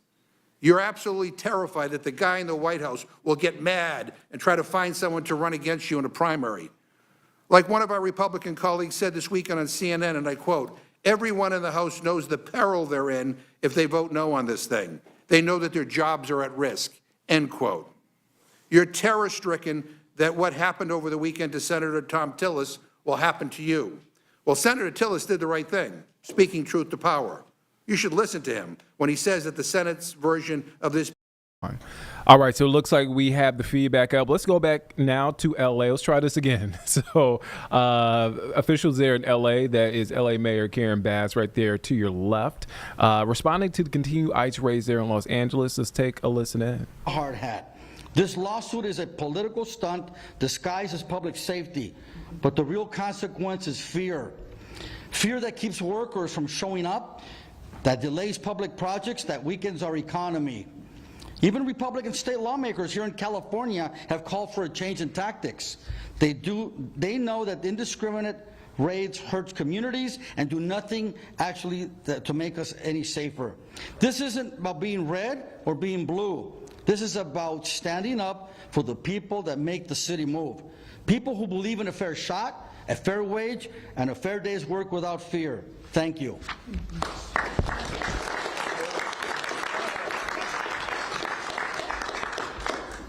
The political stunt has profound economic consequences. There are entire sectors of our economy that are dependent on immigrant labor. I want to introduce Frederick Nielsen, the principal with Steinberg and Hart. Good morning, everyone. Thank you, Mayor. Yeah, I'm with Steinberg Hart, and we daily are reminded about the struggle to get permits and approvals for much-needed housing in the city. And this action is going to further delay much-needed housing. I have colleagues from all scales of firms, from small landscaping firms to larger architecture firms like ours, where labor is feared to go into work. It's causing a lot of angst and causing bad morale in construction, and we just need to stop this, and we have go on with much needed housing in the city. Thank you.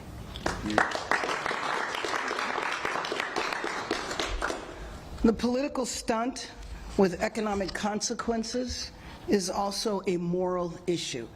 I recount the wives that I met right after Father's Day whose husbands did not come home, and they had to explain to their children where were their fathers, when would they see them again. This inflicts lifelong trauma on the children. I'd like to introduce Reverend Zachary Hoover with LA Voice. Good morning, everyone. Thank you, Mayor Bass, for the opportunity to stand together strong for the city that we all love. I love Los Angeles, raising my son here, happy to do so. In the streets in recent weeks in our nonviolent protest, one song that we have been singing is one that comes from both Christian and Hebrew scriptures. Lord, prepare me to be a sanctuary. The call is a moral call. It's a call that asks all of us to not only make rooms in our own hearts for God, but doing so by always being welcoming to others, whether they come from a different neighborhood, a different religion, a different race, a different country, whatever it might be. That's the moral calling that we have. And frankly, that's a calling that we have seen alive in our country for many years in many different ways as we've continued to expand welcome to people, not just in Los Angeles, but across the United States. What does sanctuary mean besides this? That families and children feel safe, that workers feel safe, that people know that if they need to report a crime, they can, that people are free to work, worship, and play without fear. This is what we want for not just Los Angeles, but the nation as a whole. In recent weeks, from when I showed up with Raquel Roman was already there, when we showed up and saw a family that had been, whose car had been hit by masked federal agents, flashbanged with a toddler and a child inside. And the man that they removed was a U.S. citizen. This is what is happening in Los Angeles. Or Job, whom we've seen on the news recently, who was detained at the Home Depot simply for being there, doing his job. He's a U.S. citizen, detained for 36 hours by the federal agents. Or the countless other stories we've heard. One of our member congregations, we have 100 member congregations we work with across the county. One of them has 14 families that have a family member, a long-term resident of this country, a worker, a churchgoer who have been detained, and those families are struggling. There's a 4-year-old who keeps asking, "Where's my daddy?" And they cannot explain to him where his father is. Today we're also faced with the moral failure of this big bill. This bill that comes from the mouths of people saying they want to protect families in our country, but in fact they are ripping away health care from people who need it most, reducing food assistance for our neighbors and our families and our friends, and saying that they're doing it for the good of our country, taking away school funding. And guess where those cuts are going? To bring federal agents into Los Angeles to tear our families apart. So miss me with the "I'm protecting families" thing. That's not what's happening here. We expect Americans, we invite you wherever you are in this country. If you don't like what you're hearing about what's happening right now, you have to make your voices heard. And in particular, I want to speak to my fellow faith leaders, be you Christian, Muslim, Jewish, Sikh, whatever tradition you come from. We need you to stand up and talk about what's going on. Tell the truth about what's happening in our country right now. Thank you.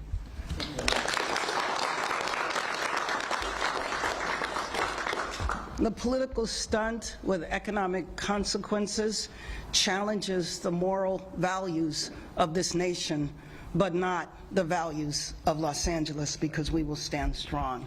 Rabbi Sharon Brous of ECAR.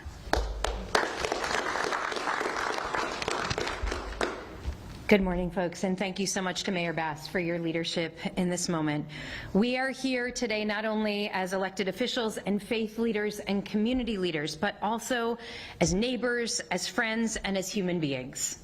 In the book of Genesis, we read of the ancient cities of Sodom and Gomorrah. Now, contrary to common misinterpretation, the sin of Sodom was not some kind of sexual deviance. Sodom and Gomorrah, our rabbis tell us, were abundant in natural resources. These were blooming oases in the middle of the desert. But that natural abundance fueled a spirit of scarcity among the city's inhabitants, who sought to safeguard their riches. And so what did they do? They forcibly removed foreigners from the land. They sealed off their borders. No one would deprive them of what was rightfully theirs. In Sodom and Gomorrah, the people's worst inclinations were propped up by a legal system that made a mockery of justice. Lawmakers passed zero-tolerance policies that meted out torture to anyone who offered sanctuary to a struggling neighbor. This was a cynical effort to quash human goodness and to fuel a culture of distrust, betrayal, and callousness. And it is as old as the Hebrew Bible. These past few weeks, we have witnessed these same behaviors here in our city, in our homes, in our workplaces, in our churches, in our graduation ceremonies. People are afraid to go to work. Children fear that their parents might not come home. The harshness, the physical and the emotional violence inflicted in these raids and detentions shocks the conscience. We will not stand back and watch as our families and our neighborhoods and our city and our country is torn apart. Here in Los Angeles, we will always choose to respond to cruelty and callousness with courage, to respond to hatred with love. We will not stay silent in the face of this outrage. We will continue to stand in moral protest against a system that treats human beings as disposable, as political props. There is no righteousness in laws and policies that break families and shatter lives. We will not become Sodom. Instead, we will continue to be a city that shelters and protects and uplifts, a city that remembers that the measure of our humanity is how we treat those who are most vulnerable. Today, we hear the cry, and we will rise with courage, and we will continue to protect one another with love. Thank you so much.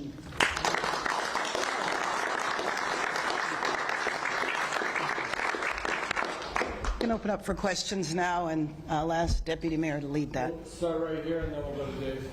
Mayor Bassford with WCLA.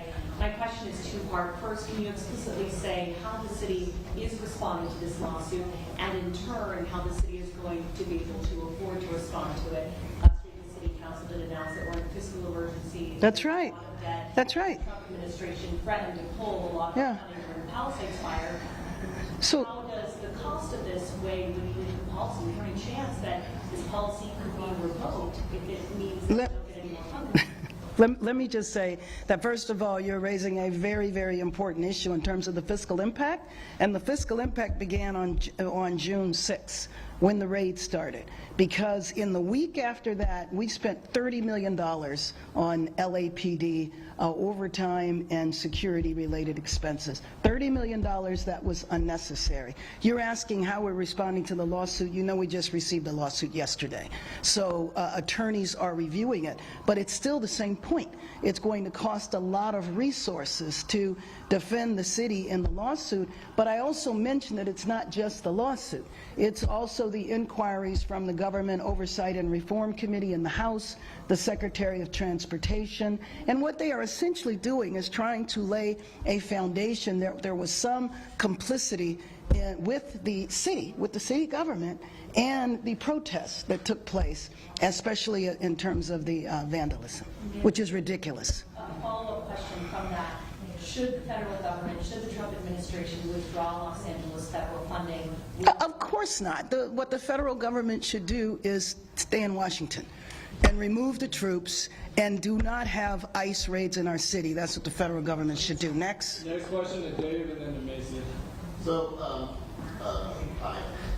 The City Council is scheduled to vote today to ask the city attorney to make All right, so you're watching Live Impact News on WCNC Plus. I'm next to there on your screen, live in L.A. is L.A. Mayor Karen Bass as she reacts to continued ICE raids in Los Angeles. All right, so we want to shift away from that. We want to come back home. We want to follow up on the story. Now, we brought you the full interviews from a story that we brought you on yesterday during our Live Impact news stream. So this is a follow-up, or this is a story on cooling stations for the unhoused populations in Gaston County. And it is drawing all kinds of backlash because council members, we've had a council member and we've had the mayor of Gastonia come out and call the cooling station, quote, unacceptable. And so we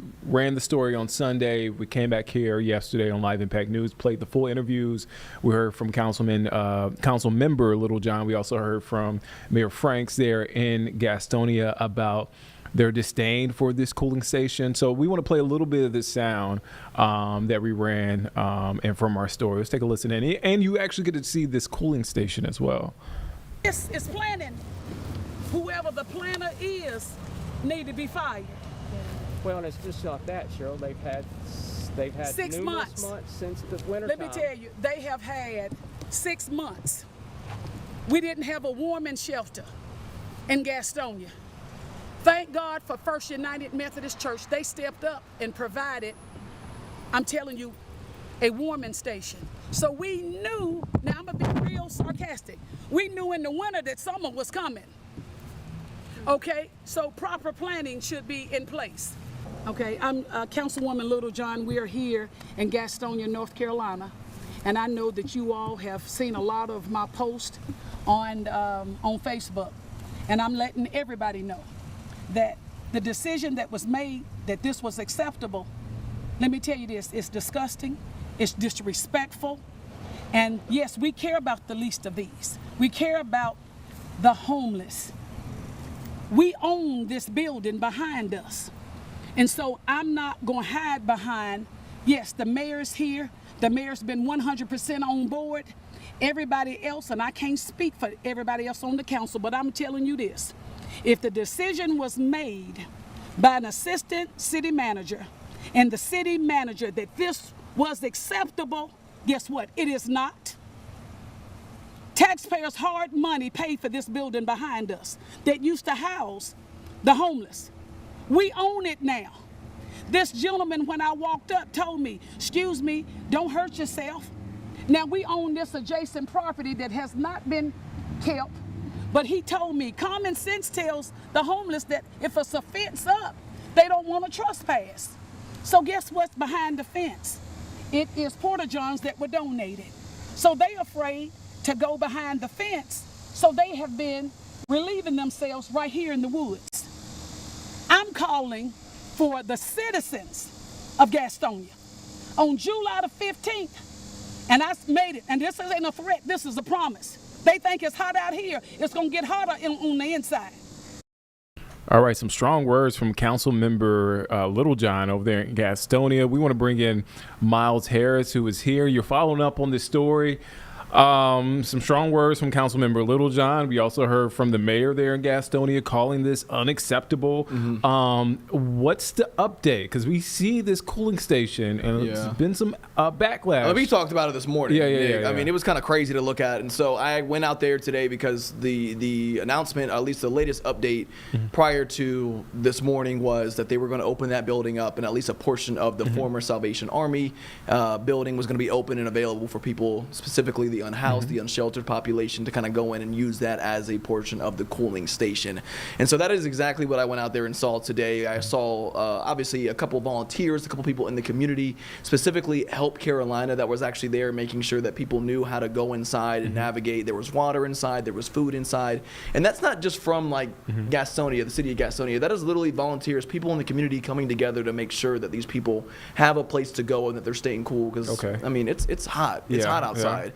And so that's what I saw. I mean, even the mayor was there as well. And like you said, he admitted to me as well. He's like, this is unacceptable. And so this is what they're trying to do as far as going into swift action and trying to address this issue when it comes to what the former cooling station looked like. And so now this opens up that conversation as to what's next as far as making sure that there are answers and places to put people when it gets hot like this outside. We talked about this before. How did we get to this point? Do we have answers on how we That's how we still got the here? question, and it kind of sounds like from Little John that there were some other people as far as other city officials that kind of maybe let this kind of get to this point. I'm not saying anybody indirect or anything like that, but there's still a lot of questions of really how this even became a situation because, I mean, whether it's in Charlotte, whether it's in Gastonia or wherever, I mean, that's just... How does this become the answer, right, as far as the cooling station? I mean, I saw it. It's 2 misting fans and then a couple of chairs that were also donated to that area. Yeah. And so looking at it, seeing it, I mean, it's crazy because if you look at it, and I'm looking at one of the pictures right now. So you have the 2 misting fans behind the fence, right? And then you just have a little bit of space. Yeah. And then even further back of that, it's just a tree that kind of hangs over, we which have it covers right here, the too. shade. Like, so standing right there, like that's still not even the shaded area. You still have to take another couple steps back to even be more in the shaded area. But think about it, the more you're further away from that fan, the less cool you even are as well. So it just really wasn't... Because there was a guy right there, like right there by you have the to be fan up in the on background. I mean, it's just it's just not a realistic situation or really a position to put anybody in. The person that I talked to, her name is Tasha White. She mentioned it. She was like, I wouldn't even want to put my dog in a situation like that. Right. For these kind of temperatures. So that's the thing that we kind of looked up to and we saw today. Obviously, they did come into some type of agreement to make sure that they opened up that building to let people inside. So that's what they're doing right now. That's obviously not going to be the long-term answer, which is probably something they'll kind of talk about in the next couple of days, next couple of weeks, but also hearing from Little John and also hearing from the people there. You're going to hear some people talk about this on July 15th. And July 15th, is that the regular council meeting or is that a special meeting? I think that's the next city council meeting. Okay. At least from what I've understood, that is the next city council meeting where there is going to be people that are going to voice their opinions about what the previous cooling station or that cooling station that we've been talking about outside, they're going to address those concerns and opinions about that place. So one last question before I get you out of here. As council member Little John said, we know when it's going to get hot. We know when it's going to get cold. So are they addressing on the flip side when it gets cold? Like, do they have a warming center? Yeah, and I would hope that that's the case too, because some of the things, there has been a little bit of pushback, I guess, after hearing from the mayor today, as far as people thinking, well, why not use like a rec center or why not use other parts or other resources? And so again, these are just like early conversations. And so I think right now the immediate questions that are being asked is, how do we address this for the heat? And then looking into it when it comes to the winter months, when it gets colder outside, trying to figure out more of a long-term permanent solution when those conditions obviously affect everybody in that community. And so this definitely starts that conversation, which I think is obviously good, but we need answers though too. So. Yeah, interesting story. We had conversation about it during our morning editorial meeting about it, because even on a cloudy day, it's still hot outside. It's summertime in the Carolinas. So a big issue there. A guy from Ohio gets reminded of that, especially around these days and weeks. Yeah, because even today, like where there was a chance of rain, it's like an overcast. Yeah. No, it's still hot. It's still very, very hot. And it's not something that you want to be outside in, especially when I'm covering that story. I mean, I'm wearing long sleeves and pants, but like it's hot. It's hot, and you don't want people to be outside. I mean, the mayor's literally like, I'm concerned for people's health, which is why I don't want them out here. So again, I want to give a bit of kudos to not just the mayor, not just a couple of the city officials, but also the community, the resources that are out there in Gastonia to addressing this as quickly as they did. I mean, seeing people come in there dropping off bags of ice, dropping off water, dropping off food. I mean, that's literally what it looked like today. And I think that that's going to be something that they want to make people aware of moving forward as well. They want people to know that so they can either come out there for to be cool or to help out. So before I let you go, what time can folks check out your story? We will be on at 4:30 and 5:30 today. So once I get out of here and run into my desk, and I'm putting this whole thing together for you guys. All right, let's get you out of here, man. All right, Miles, thank you for your time, man. Appreciate you guys, man. Oh man, an interesting story. You can find that full story on our website from Sunday to give you a little bit more context before we get into Miles' story this evening. Right there on our website, WCNC.com, and on our mobile app, WCNC Charlotte mobile app. All right. Let's see a few live things going on. Where we want to go to next, James? It looks like that press conference in L.A. just wrapped up. Yeah, that's certainly right. The mayor just finished speaking there, so I thought maybe we'd take viewers back over to Washington. Okay. All right. So the House now receiving the, quote, one big beautiful bill after the Senate passed it this morning by a very, very narrow margin. So let's take a listen in. We've been on and off on this as it started this afternoon, but let's take a listen in to what's happening right now in Washington, D.C. With disabilities and putting that money back into the pockets of billionaires.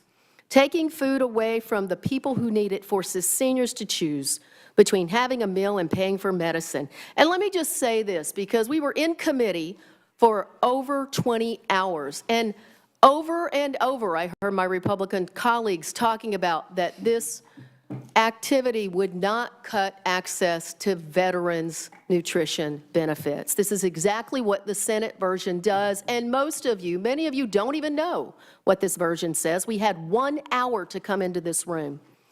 Many veterans, as we know, suffer from behavioral or physical health issues connected to their service. 1 in 3 working-age veterans with disabilities aren't sure where their next meal will come from. 1 in 4 working-age veterans who can't find work are food insecure. Our veterans can't pay for meals with Support the Troops bumper stickers, and they can't eat thoughts and prayers. And it doesn't stop there. This bill takes food away from former foster youth, leaving the foster care system, who may not have the same level of support from families that many of us benefited from when we were just starting to make in the world as 18 or 19-year-olds. I just don't understand where these values are coming from. The American people are right not to trust this bill. The bill doesn't save us a cent. It adds to the debt. If passed, it will pass millions and millions along to the nation. This bill was a disgrace when it left this chamber. Most of you haven't read it to know that it's even more of a disgrace now that it's back. And folks, this is one of the worst mistakes anyone who votes yes for will make in your political career. Thank you, and I yield back. Thank you, Ranking Member Craig. Chairman Guthrie, you're recognized. Thank you. Good afternoon, Chairwoman Fox and Ranking Member McGovern. Thank you for holding this hearing today. And the One Big Beautiful Bill Act cuts wasteful spending, defends our nation's energy dominance, supports the rapid innovation of American industry, and preserves and protects Medicaid for the Americans who are most in need. We will send a bill to the President's desk that delivers on Americans' leadership across industries, spurs technological innovation, and supports individual workers. We will unleash American energy dominance through strategic investments while also putting an end to wasteful subsidies. We will spur technological innovation by renewing American wireless leadership through Spectrum Auction Authority that protects national security. This legislation begins to refill our dangerously low strategic petroleum reserve and creates new investments to generate reliable energy that will secure our grid and power AI. This bill also raises $85 billion of new revenue through a historic agreement reauthorizing the FCC Spectrum Authority while protecting U.S. national security. Our priority has been to strengthen, secure, and sustain Medicaid for expectant mothers, children, people with disability, and elderly. Our legislation stops billions of dollars in waste, fraud, and abuse in the Medicaid program by beginning to close loopholes, ensuring states have the flexibility to remove ineligible recipients from their rolls and removing beneficiaries who are enrolled in multiple states. H.R. 1 ends coverage for deceased beneficiaries, limits the ability of enrollees to obtain duplicative coverage, and ensures individuals with million-dollar homes are no longer eligible to qualify for Medicaid coverage. These are all common-sense policies that will return taxpayer dollars to middle-class Americans and families. Republicans seek to return the core intent of the Medicaid program, which was created to protect health care for Americans who otherwise could not support themselves. Democrats expanded the program far beyond this core mission, allowing spending to grow into trillions if not addressed. Our common sense work requirements and community engagement policies for able-bodied adults who choose not to work encourage individuals to re-enter the workforce and regain their independence. This provision speaks to Republicans' commitment to strengthening Medicaid to ensure it is available for those who need it most, and this is an issue that resonates favorably with the majority of Americans across the board. H.R. 1 fulfills President Trump's promise of generational growth, prosperity, and health for the American people. It fulfills our commitment to lowering taxes for working families, unleashes American energy, and safeguards Medicaid for patients that need it the most, and supports the rapid innovation of American technology. It's time to pass this vital legislation and see it signed into law, and thank you, and I will yield back. Thank you very much. Ranking Member Pallone, you're recognized. Thank you, Madam Chair. I respect you a lot, but when I heard you in the beginning talk about Democrats fear-mongering, I just want to assure you that when I went home on Friday and this short weekend that we had, I was not fear-mongering. And I was actually shocked because I live in my district. A lot of it is at the Jersey Shore. You know, it's almost July 4th. People were out at the beach in their bathing suits, having a good time. I thought, oh, I'm not going to hear much about this bill. But in reality, it was the opposite. I couldn't go anywhere without people talking to me about this bill. First day, Friday, I found out that the county commissioners in my home county, which is a Republican county, consistently votes Republican, had passed a resolution unanimously opposing the bill, all Republicans. Then I went to church, I guess, on Sunday. It was a church, I have to be honest with you, that is, most of the people there are Republican. There aren't too many Democrats in the church. And literally some of the trustees came up to me and said, I'm so glad that you're voting against this bill. Please continue the fight against it. I went to a concert. This wasn't a rock concert. This was the Ocean Grove Camp Meeting Association. Maybe the name will give you an idea. Methodist Camp Meeting Association. And it was a classical concert. I couldn't even get out of the room without the hall without people coming up to me and saying, this is a terrible bill. I hope you can stop it. Then I also met with the governor over the weekend because on Monday our state adopted the state budget. It was about $57 billion state budget. And he and the health commissioner said to me that we're not going to be able to deal with this. We don't know what's going to happen. They estimate about $3.5 billion cut for the state of New Jersey out of a budget next year that, as I said, was just adopted Monday, $57 billion. What is that, about a 6%? They don't think we can survive. So, in all honesty, you said, well, we're fear-mongering, we're, same as doomsday, destroying the healthcare system. But that's what people are saying to us.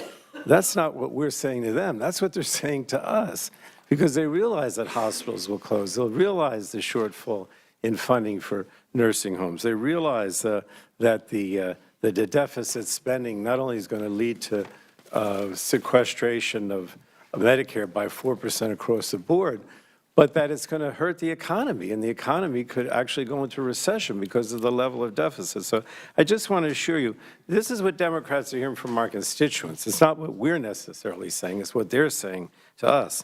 Now, the other thing I want to stress is that, look, the reality is that every time this bill moves forward, more and more people lose their health insurance. I think when it was before our committee, the CBO figures, Mr. Chairman, were like 13.5 million people would lose their health insurance. Then when it passed the floor, it was like 14, 15. Now the CBO is saying that the Senate bill is almost 17 million people that will lose their health insurance. So it becomes crueler. I don't want to say ugly. I'm going to say cruel, more cruel, as we proceed. And I don't know, whether we read the bill or not. This is what whether you read the bill or not. The CBO is saying that we're talking now about almost 17 million Americans that are going to lose their health insurance. And what does that mean? It basically means that the hospitals, the nursing homes, community health centers are not going to get the third-party payment that comes from people who have health insurance. And so much of this is now uncompensated care, which means people will go to the emergency room at the hospital, they can't afford to pay it, and it becomes uncompensated care. And then the hospital, what do? They either raise prices, which means that insurance premiums and co-pays go up for people that have insurance.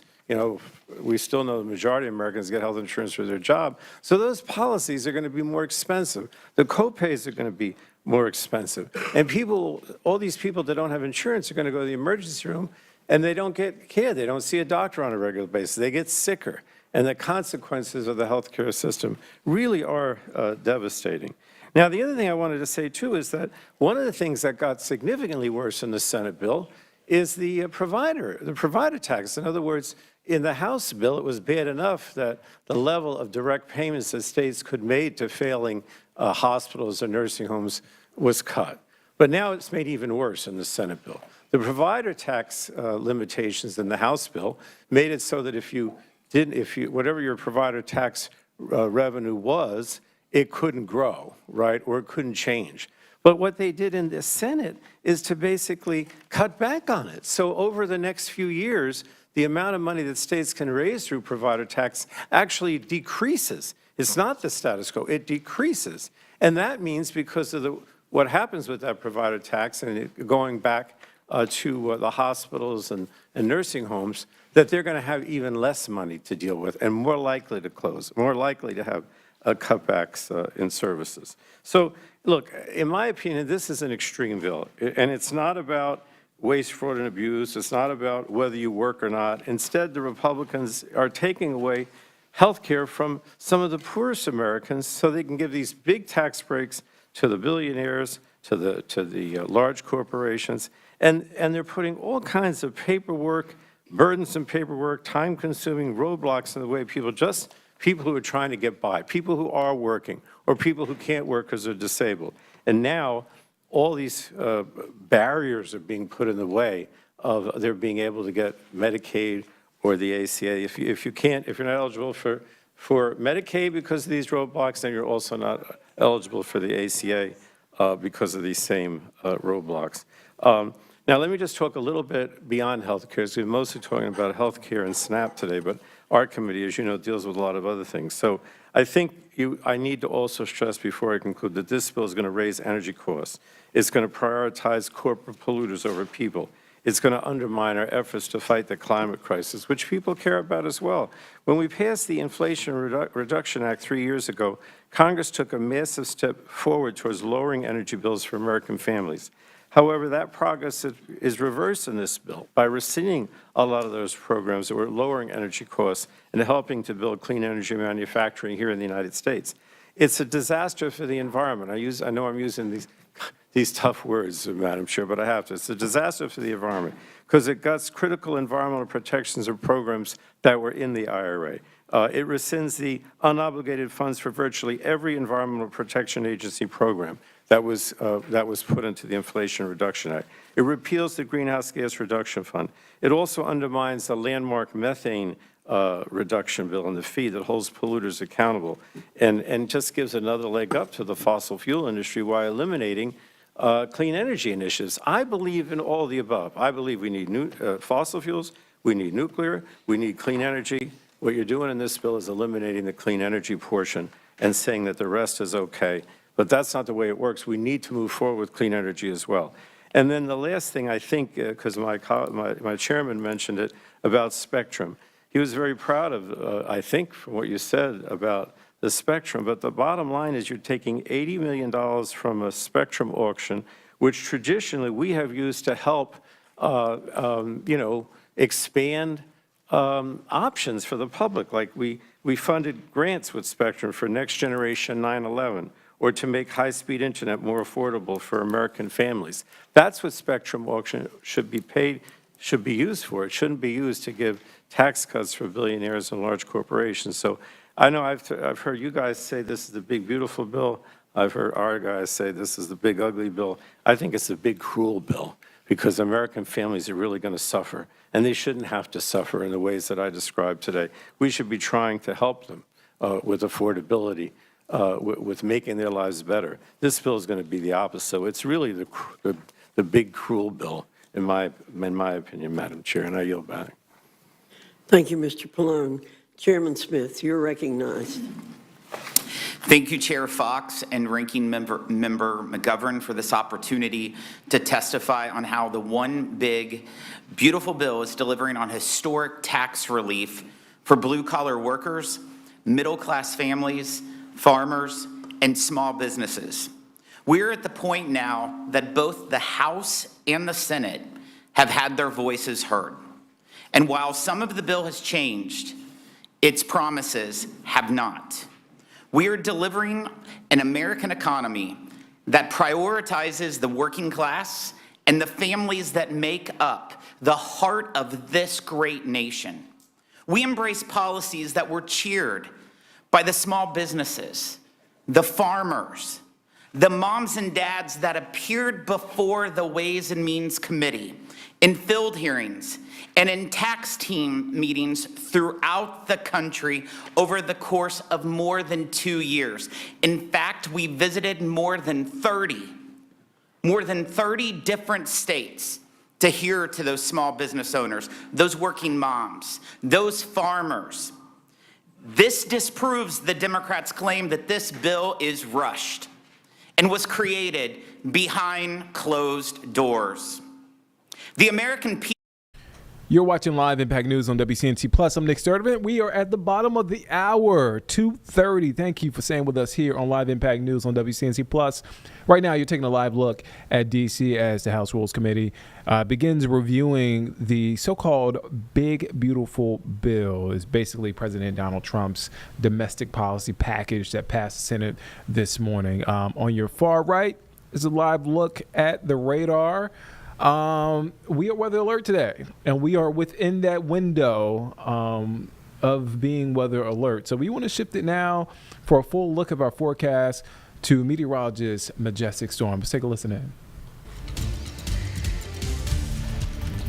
Well, good Tuesday afternoon to you. I'm meteorologist Majestic Storm, and today is a WCNC weather alert day because while it is a quiet start to the day, this afternoon and this evening, you do need to be ready for passing showers and storms, and we're concerned that some of those thunderstorms developing today may have the ability to quickly become strong to severe. Now, really, we're going to be watching radar very carefully for you starting at 2 o'clock this afternoon all the way until about midnight tonight. That's going to be the best time frame for some of those storms to actually become strong to severe. We're really going to be watching for flooding, even flash flooding, so rapid rise in rivers, streams, creeks. That's all going to be a possibility. And it's important to keep in mind that these storms are going to be isolated. Not everyone will see them, but some of those storms could quickly become strong.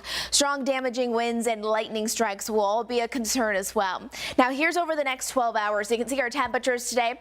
They're still going to be warm. I do think we'll actually reach those low 90-degree temperatures, but once you add in the humidity, it's going to feel a little warmer than that.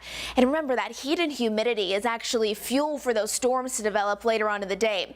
Notice after sunset tonight, that's when we'll start seeing more of those storms and showers move into the area. And the Storm Prediction Center actually has several states across the country under that threat for severe storms. The greater risk is to the north of us, shaded in this orange, but as we bring it on home to the Carolinas, basically our whole viewing area, we're under a low-end risk for severe thunderstorms today. So again, what we're mainly going to be watching for will be flooding, even flash flooding. Some of these storms could train, meaning that they're going over the same place over and over again, and they're continuing to drop a lot of rain. So again, make sure if you get caught in some of these thunderstorms, you're not driving through any high water. And again, if you live in a flood-prone area, you may notice it's going to be a little flood-prone today with those storms moving through. Strong damaging winds not out of the question. Some of those winds gusting up to around 60 miles an hour or greater. So now's a good time. If you have something outside that might blow away or get damaged, make sure it's all tucked away and secure. Walking through our future cast. Now remember, starting at about 2 o'clock this afternoon, a few of those storms may pop up toward the mountains first. Very scattered in nature. Not everyone will see them, but because we're concerned that they could have some severe potential with them, that's why today is a weather alert day. As we head into tomorrow for our Wednesday morning, definitely seeing those clouds out there, a few more passing showers and an isolated thunderstorm or two, not out of the question. But how much rain are we actually going to get? Well, you can see the highest totals will be up to the mountains, and really not seeing a ton, but we'll take what we can get. We're concerned that flooding may become a concern because a lot of the ground is actually still saturated. So once you add in more rain, that's not going to help with that. We'll get through today with our weather alert day, still watching for some passing showers tomorrow. And then there we go, just in time for our 4th of July forecast. We're not looking at any rain showers. Seems like it's actually going to be a fantastic 4th 4th of July weekend, whether you're packing up the family and heading out to the lake, or maybe you're just firing up the barbecue. How about sunny skies and 90-degree temperatures? That's what you need to plan for. As far as our overall temperatures over the first to even second week of July, we're seeing actually above average temperatures for many of us across the country. Really, that trend will continue for the first couple of weeks of July. All right, stick with our weather team. We'll be following this very carefully for you, letting you know if any of those storms developing this afternoon and this evening. Between 2 o'clock this afternoon and 10 p.m. tonight do become severe. Again, flooding and strong damaging winds will be our #1 concern. Temperatures drop into the upper 80s tomorrow, and then heading into the weekend, it is going to be fantastic. Plenty of sunshine with temperatures gradually rising back into the mid-90s. All right, so that is James is dancing to. He loves that the music. Song is my jam. That's our forecast. All right, so we want to get to an interesting story that came across our radar, and we want to bring in Jeb as well to this conversation. Hey, perk up, Jeb. This is an interesting conversation.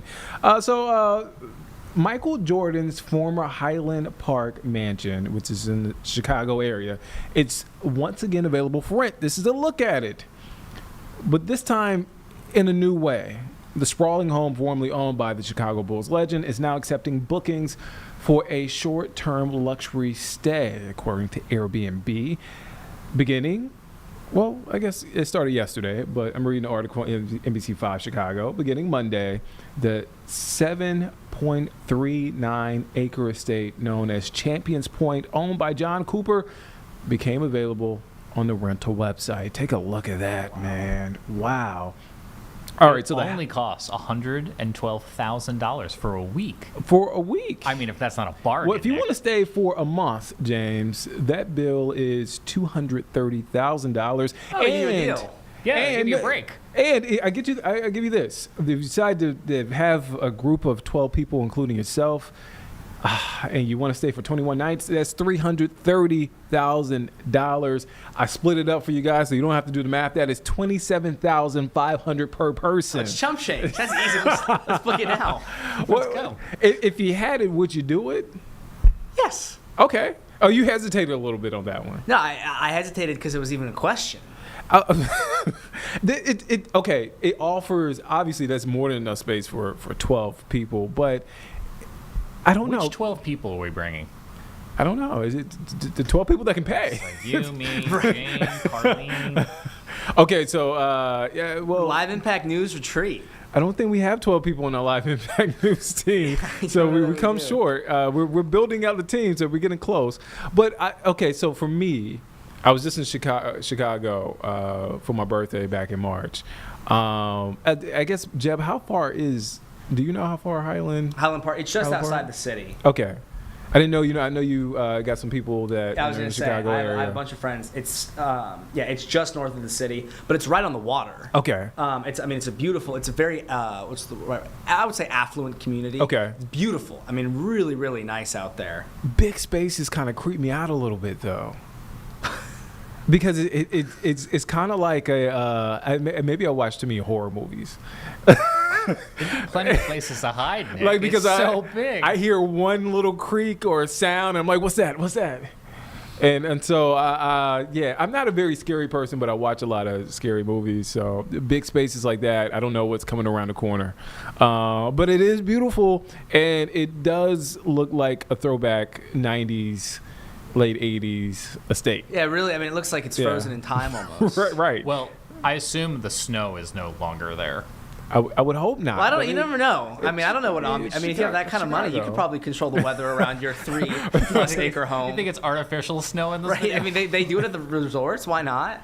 But just a chance to stay. If you have it, you're able to pay for this to stay at what is considered or who is considered arguably the best NBA player, professional basketball player, probably one of the best athletes ever. Top 2 for sure. Just to work out in the gym, that's a fantastic gym. That's what we were talking about earlier. Right. That's probably nicer than my gym. I mean, to be honest. It's a lot bigger than my apartment gym. Yeah, so, right. Just to go down there and have a good workout. When you have 12 people, it won't even feel like 12 people are there because the estate is so big. But in case you guys at home are are listening and watching this and you see this and you're interested, you're planning on visiting the area and you want to do 21 nights there, $330,000 for 12 people. And you have 12 friends that can do 12 nights. It's worth noting Or there are 12 only nights. 9 bedrooms, so there had to be some doubling up with some friends, or the couch. I'm sure there's some. The couch looks pretty comfortable to me. Couch looks comfy. Couch looks comfy. The breakdown, $27,500.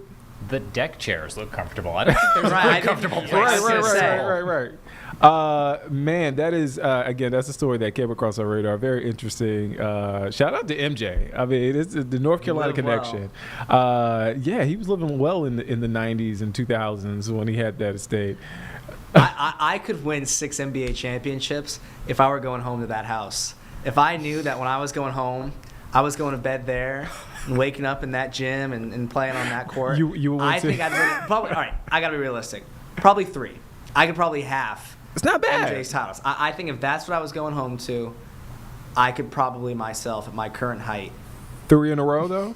It might be a break. It might be like 2, go, lose 1, And get then- back. Oh, so you're doing the Golden State Warriors. Yeah, fan. I think that's probably how it would be. He's a Golden State Warriors fan, by Yeah. the way. I mean, guys. I would mimic that. I just wanna let you know. None of their houses are quite nice. I don't even know what that kind of house would. You don't know what Steph would come. house? I know the neighborhood stuff. Is Okay. and it's beautiful, but it's It's not this. I think it's probably like a 10th of the size Oh of that house. Those North Bay homes are not cheap. And to think about it, right? So the contracts back then in the NBA are nowhere near the contracts now in the NBA. Like these, so we're in the first day of the NBA free agency cycle, right? Yep. And so these contracts are within the hundreds of millions of dollars. That was nowhere close to like what MJ was getting in his contract. That's all Nike money. Like Scottie Pippen signed like a $20 million contract for 10 years, I believe. I may be off by a couple of million. Now they're signing 5-year contracts for like $100 million. So, I thought this was all Space Jam money. so it's a shout out to MJ. Look, it could be Nike money, Jordan brand money, Space Jam money, Gatorade money, McDonald's money. MJ did pretty well. He got around. He did pretty well. He's a billionaire now. So shout out to MJ and shout out to you guys if you're able to afford that. We would love to hear about your experience. Feel free to come on Live Impact News. I mean, we're waiting to hear that. Tag us if you rent it. We'd love to hear how it I goes. would love to hear about it. Right, let's shift away from that. We just want to catch a break from some of the stuff that's happening. But it's a very interesting story. You can check it out right now, NBC5 Chicago, their website. So we want to get now to North Carolina State Capitol. Because early this morning, Governor Josh Stein signed the PAVE Act into law. You may have heard about the PAVE Act. A lot of discussion, a lot of eyes here, especially in Mecklenburg County, on this. So Governor Josh Stein announces the PAVE Act is signed into law. He signed it into law this morning, clearing the way for Mecklenburg County's 1 cent sales tax referendum to fund future transit projects. Again, a big talker here in the area. Let's take you now, in case you missed it, to Governor Josh Stein's press conference before he signed that bill.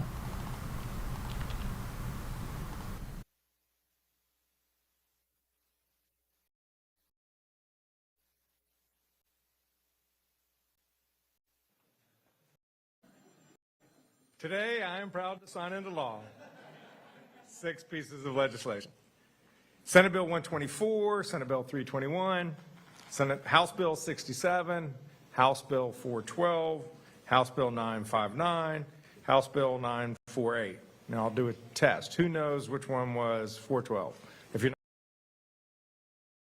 not, sponsors don't count. 4 of the bills that we will be signing support our ongoing efforts to expand access to good jobs with good wages so that people can thrive right here in North Carolina. 1 represents an important bipartisan victory for our students and our teachers. And the final bill helps the people of Mecklenburg County invest in their futures. We will start with Senate Bill 124, Accessibility and Modernization. I'm pleased to be joined by OSHR Director Stacy Meyer, who has been doing a great job She has been championing this legislation. She has been in state government a long time. She's tried to hire people a lot of times over the years, and she knows how cumbersome it can be, and needlessly so. So what we're trying to do is streamline the hiring process and to enable more people who have the talents to give to the public to be able to serve in public roles. It is all about making it simpler for people to get good state jobs. It simplifies job postings. It streamlines the application process. And the part I'm very excited about is it codifies Governor Cooper's executive order declaring that a bachelor's degree is not required for every single state job. This bill brings us one step closer to that goal because college in order to get a good job. I'm grateful to bill sponsors, Senator Kevin Corbin, Senator Michael Lee, Senator Todd Johnson, and our team at the state OSHR for this historic legislation. And at this point, I'm pleased to bring forward Stacy Meyer, our OSHR director, to say some words. Stacy.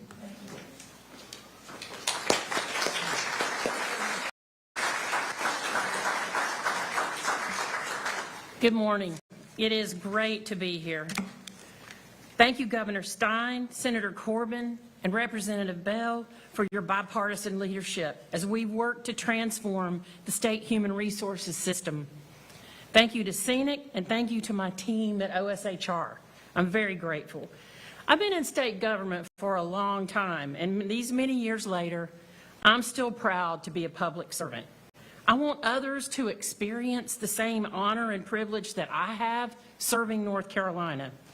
The challenges we face today are high vacancy rates, an aging workforce, as I say that to you, and it takes us far too long to fill positions. As an aside, this legislation was passed and will be signed in 1 day shy of the time that it takes us to hire a state employee, 182-day average. To meet the needs of future generations, we have to transform our state human resources system. This legislation makes that system easier, faster, and better.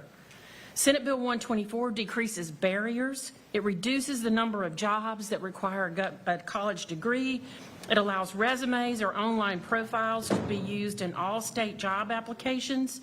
It expands temporary to permanent hiring to all agencies and makes hiring, pay, and classification more flexible. Our transformation is ongoing and remains focused on making it modern and simple.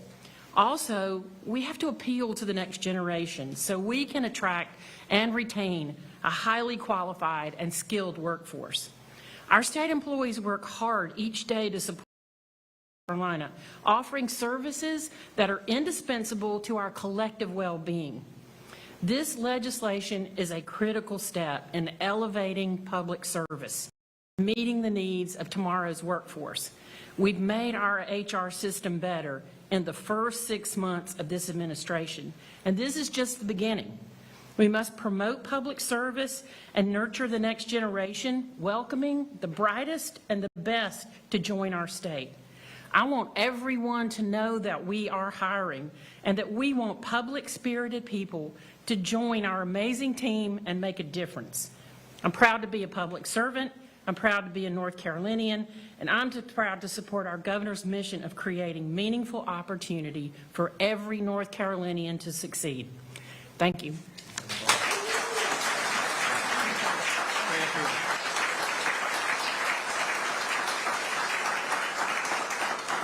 If the legislators who worked on this legislation, either sponsored or worked on it on the floor, will come join behind me as I sign this bill, I would be honored.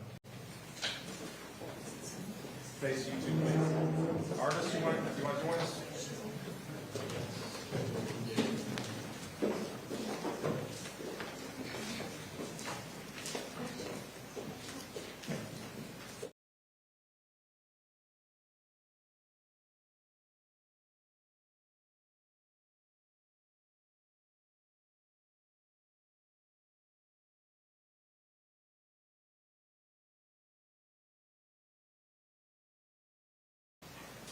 On the first day of July, this is now law.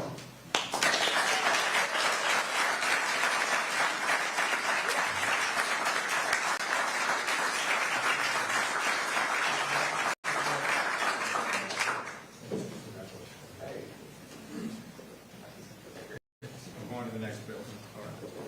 We're gonna do a quick set of photos first. Oh, photos, I'm sorry. If y'all stay up here, we're gonna take a quick set of photos. My bad. I don't know, where do you want us to be? Right in front of the podium. Okay. And then the OSA char team, y'all are next.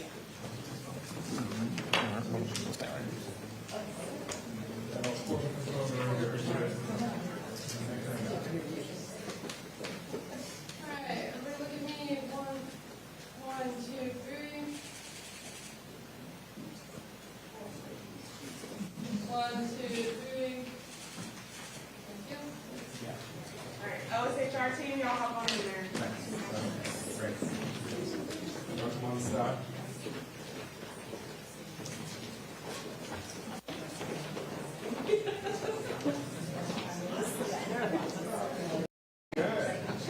We're very excited about it. Okay, we have all the men in on I'll fit behind you.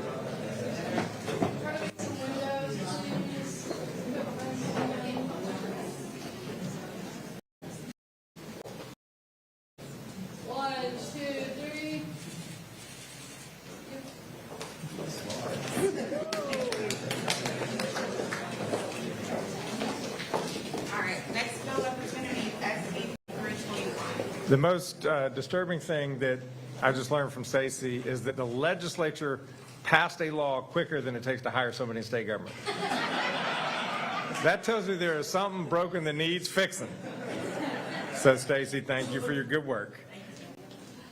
Next bill is Senate Bill 321, Accounting Workforce Development Act. This bill is about giving more pathways to people to become an accountant. It will strengthen our accounting talent pipeline by rewarding experience. Currently, the only way that an accountant can get certified is 150 college credit hours in school. This bill opens up an additional way by giving 2 years of work experience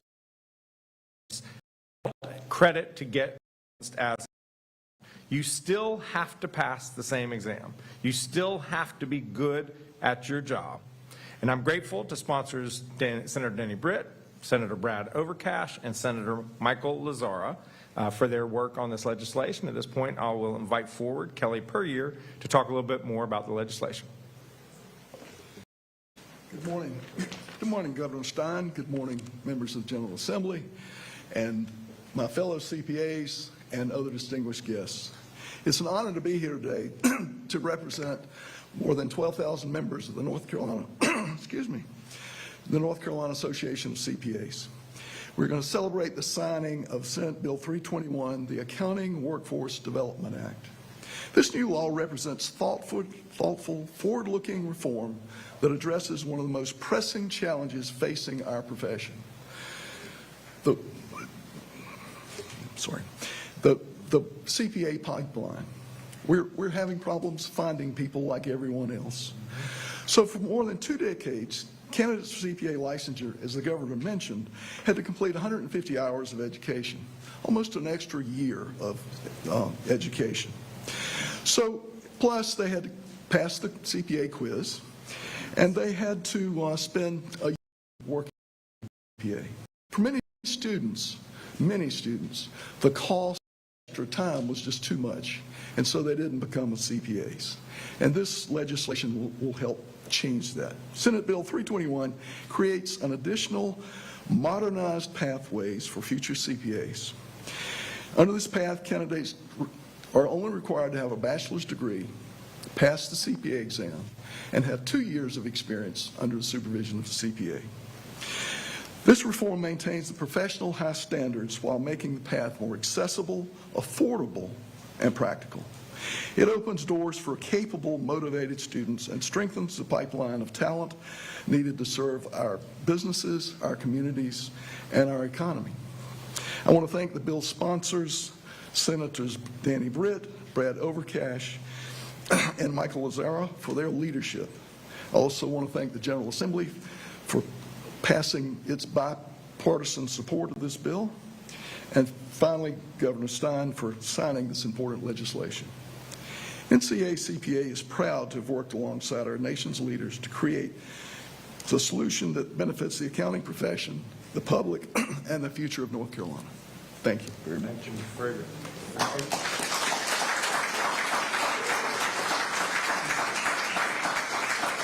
Any bill sponsors or other legislators who worked on this bill, please come and join with Prayer Me to sign this, or stay where you are.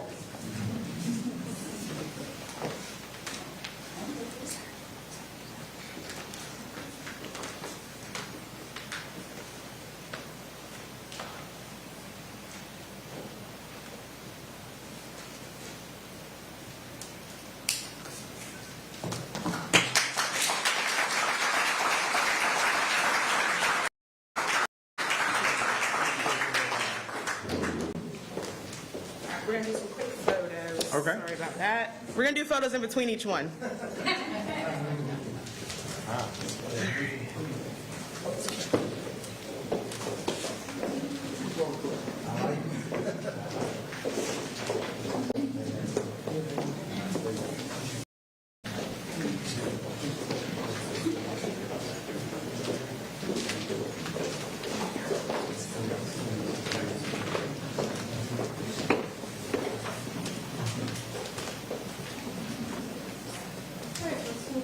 One, two, three. Thank you.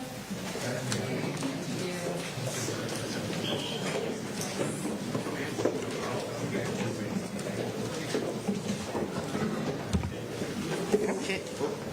I'm not that strong. Don't push left. Yeah, that's empty. Good job.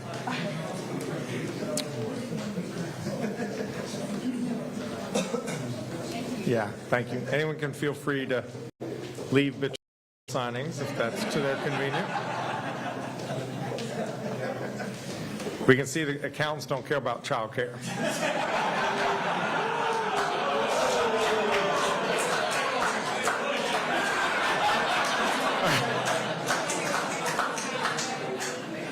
The accountants love children. Accountants love children.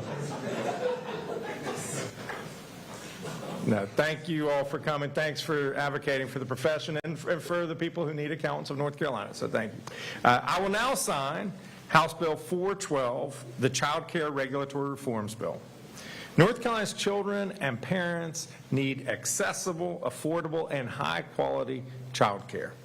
Right now, our state, unfortunately, is facing a crisis. There's only one child care slot for every 5 families that need one.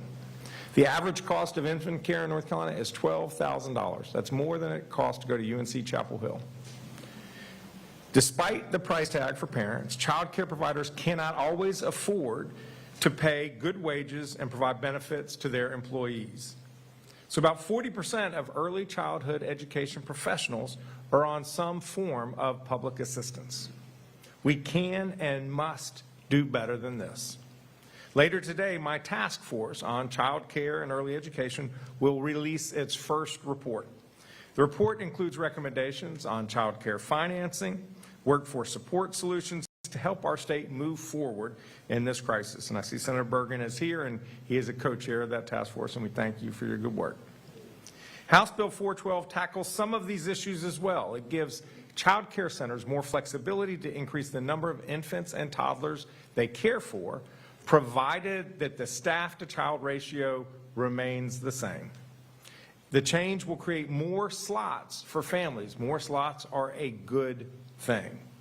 And it supports early childhood educators and child care programs by rewarding experience. This bill, just like the accounting bill we discussed, creates additional pathways to become a lead teacher or a child care administrator by recognizing work experience in addition to coursework. Now, if somebody has 5 years experience as in a licensed child care program in North Carolina, they can take on more leadership in that institution.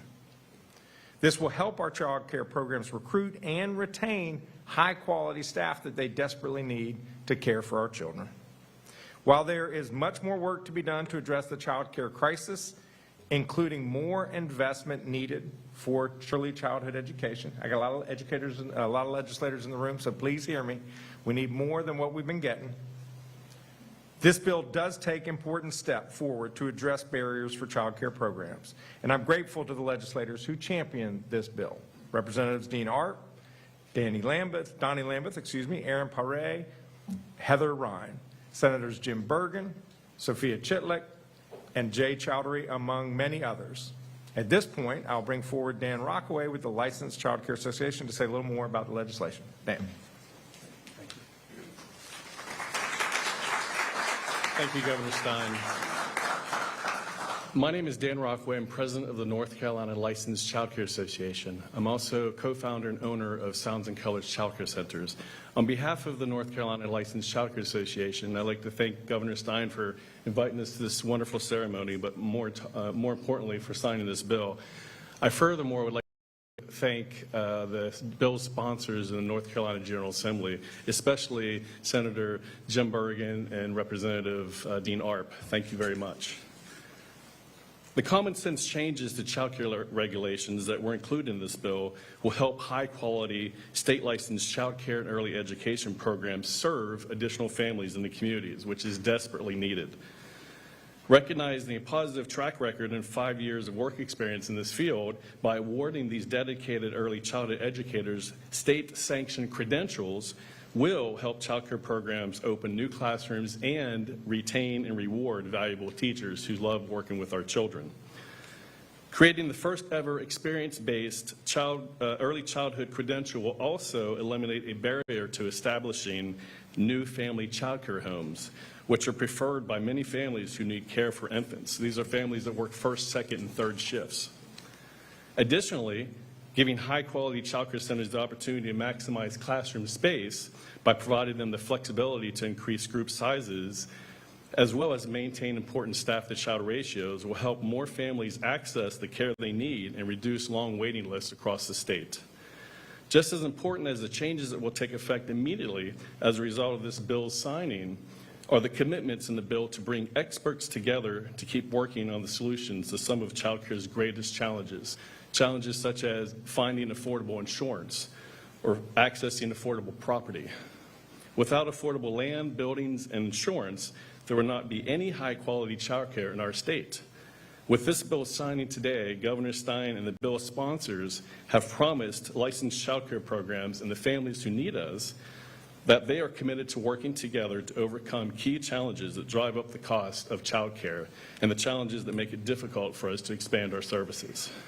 Again, on behalf of the North Carolina Licensed Child Care Association and all of North Carolina's high-quality licensed child care centers and family child care homes, we thank you for your collaboration and leadership in getting this bill passed and signed today. Thank you. We're signing right now.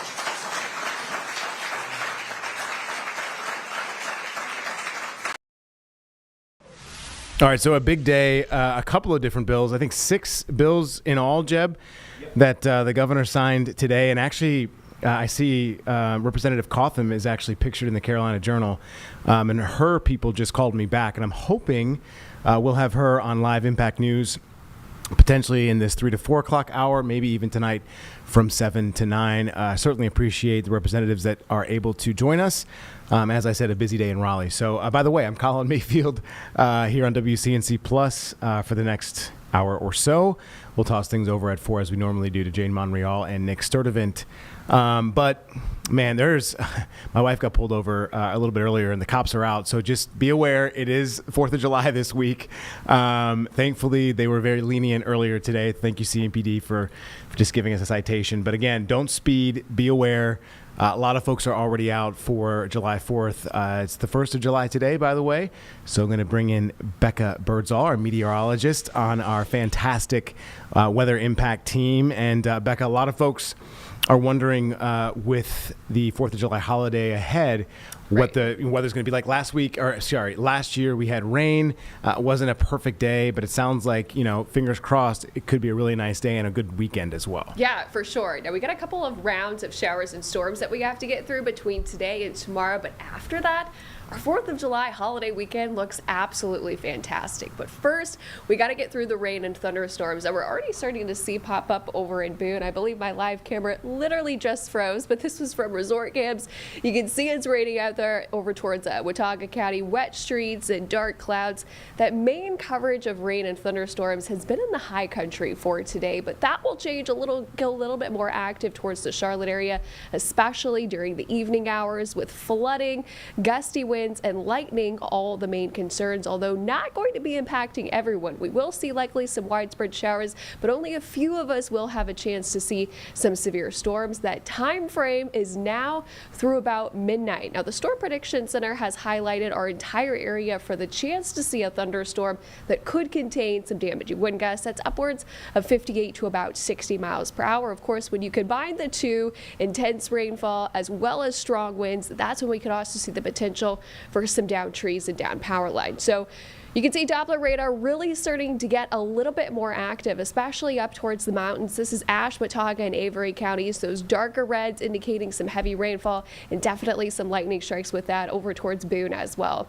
Also seeing another downpour come through over towards northern Burke County. That is over towards Linville Falls. And then Cleveland County. That is over towards Shelby and portions of Lincoln County, eastern Gastonia, also getting in on some of those downpours, and a couple of light showers over towards Stanley County and over towards Ansonville, Wadesboro on Highway 50. So we are under an excessive rainfall impact. This is a medium threat, meaning slow moving thunderstorms can dump a lot of rainfall in a short amount of time, which is why flooding is also going to be one of those secondary concerns as well.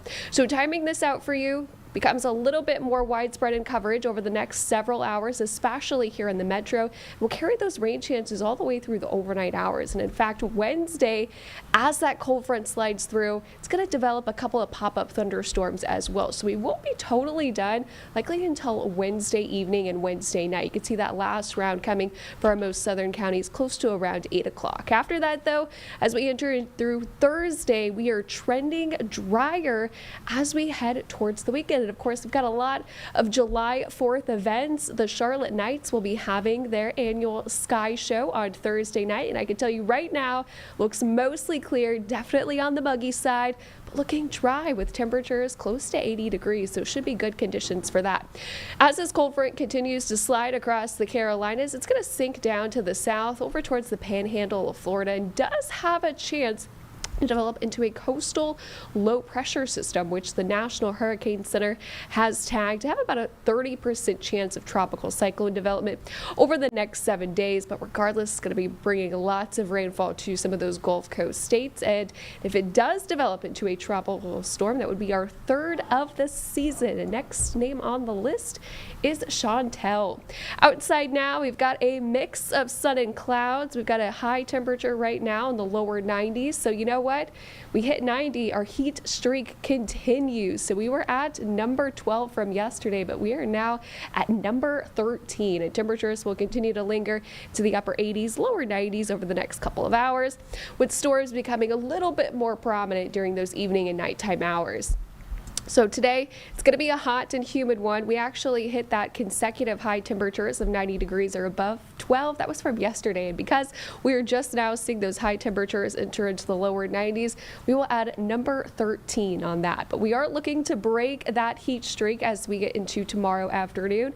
Highs only making it into the upper 80s before temperatures go right back up above average as we approach your holiday weekend. And you'll notice behind that cold front, lots of drier air. Not only that, those dew points are going to climb down into the 60s for the weekend, which means it's going to be a dry heat from start to finish. High temperatures, still warm for this time of year, lower 90s, but minimal rain chances. So if you have any 4th of July activities, keep them. Looks actually fantastic. 7-day forecast, we are weather alert for the rest of today. Some of us will have the potential to see some strong to severe storms. Otherwise, heavy rainfall, frequent lightning is what we can expect going into the rest of tonight. A couple of pop-up thunderstorms for Wednesday as that front moves through. Behind the front is going to lead to lots of sunshine and a nice dry heat. So it's still going to be hot, but you know what?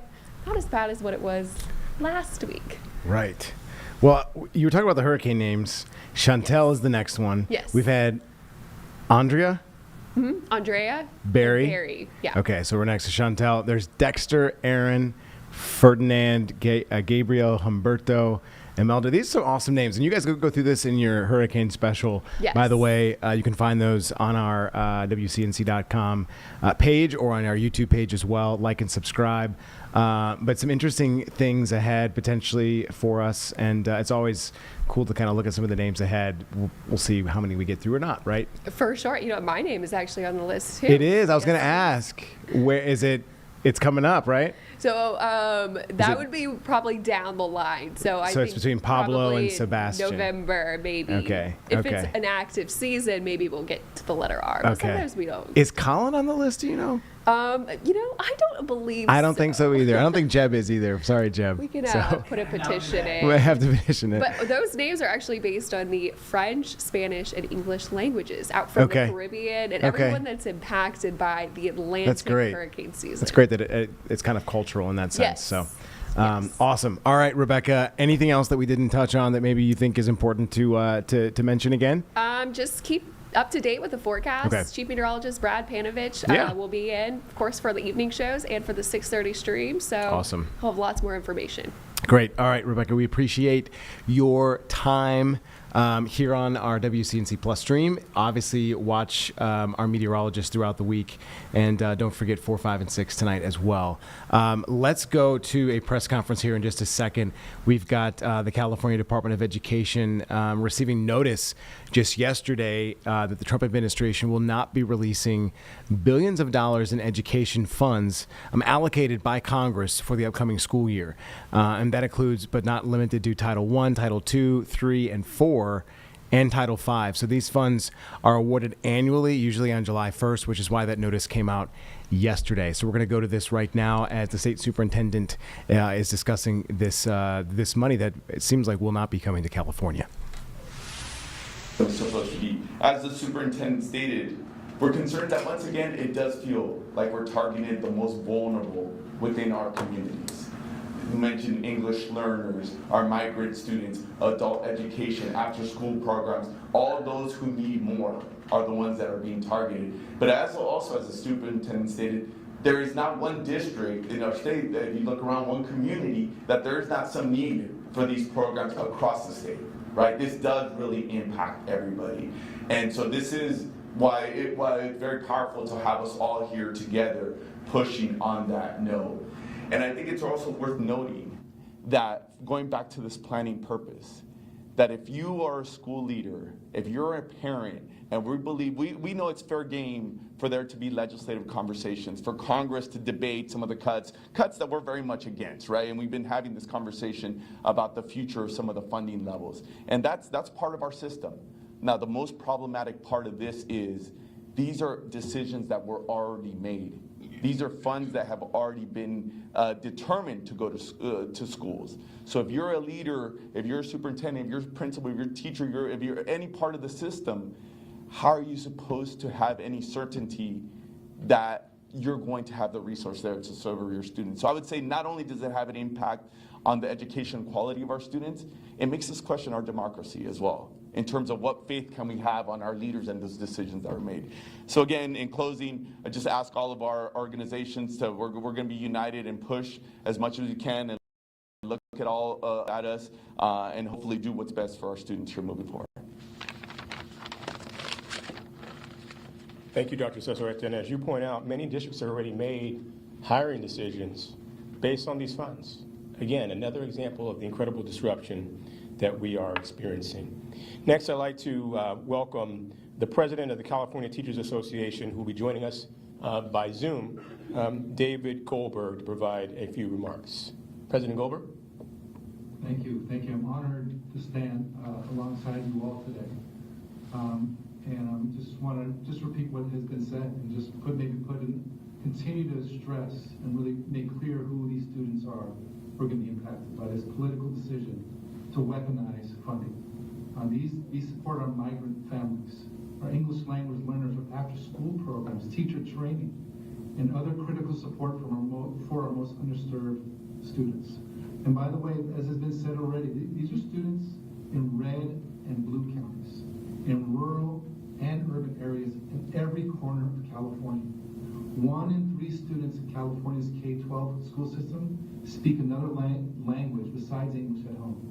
And were not fluent when they came.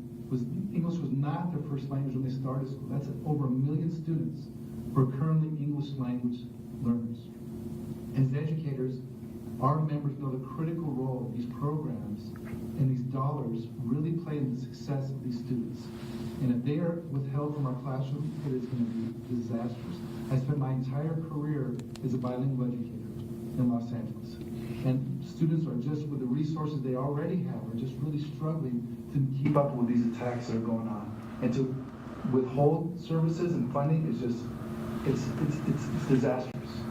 So that's what we do as educators. That's why we're standing here today with Superintendent, and all of us are standing here today.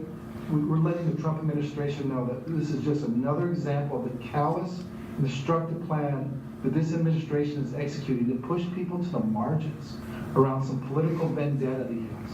And we know this is not going to be the end of these attacks. We know we got to stand firm, stand against these illegal. We don't have kings in this country where people by edict can just cut funding that's already been allocated. It also stresses the need for us in California to continue to struggle for more funding in California as well, so that all of our students and educators get the resources they so deserve.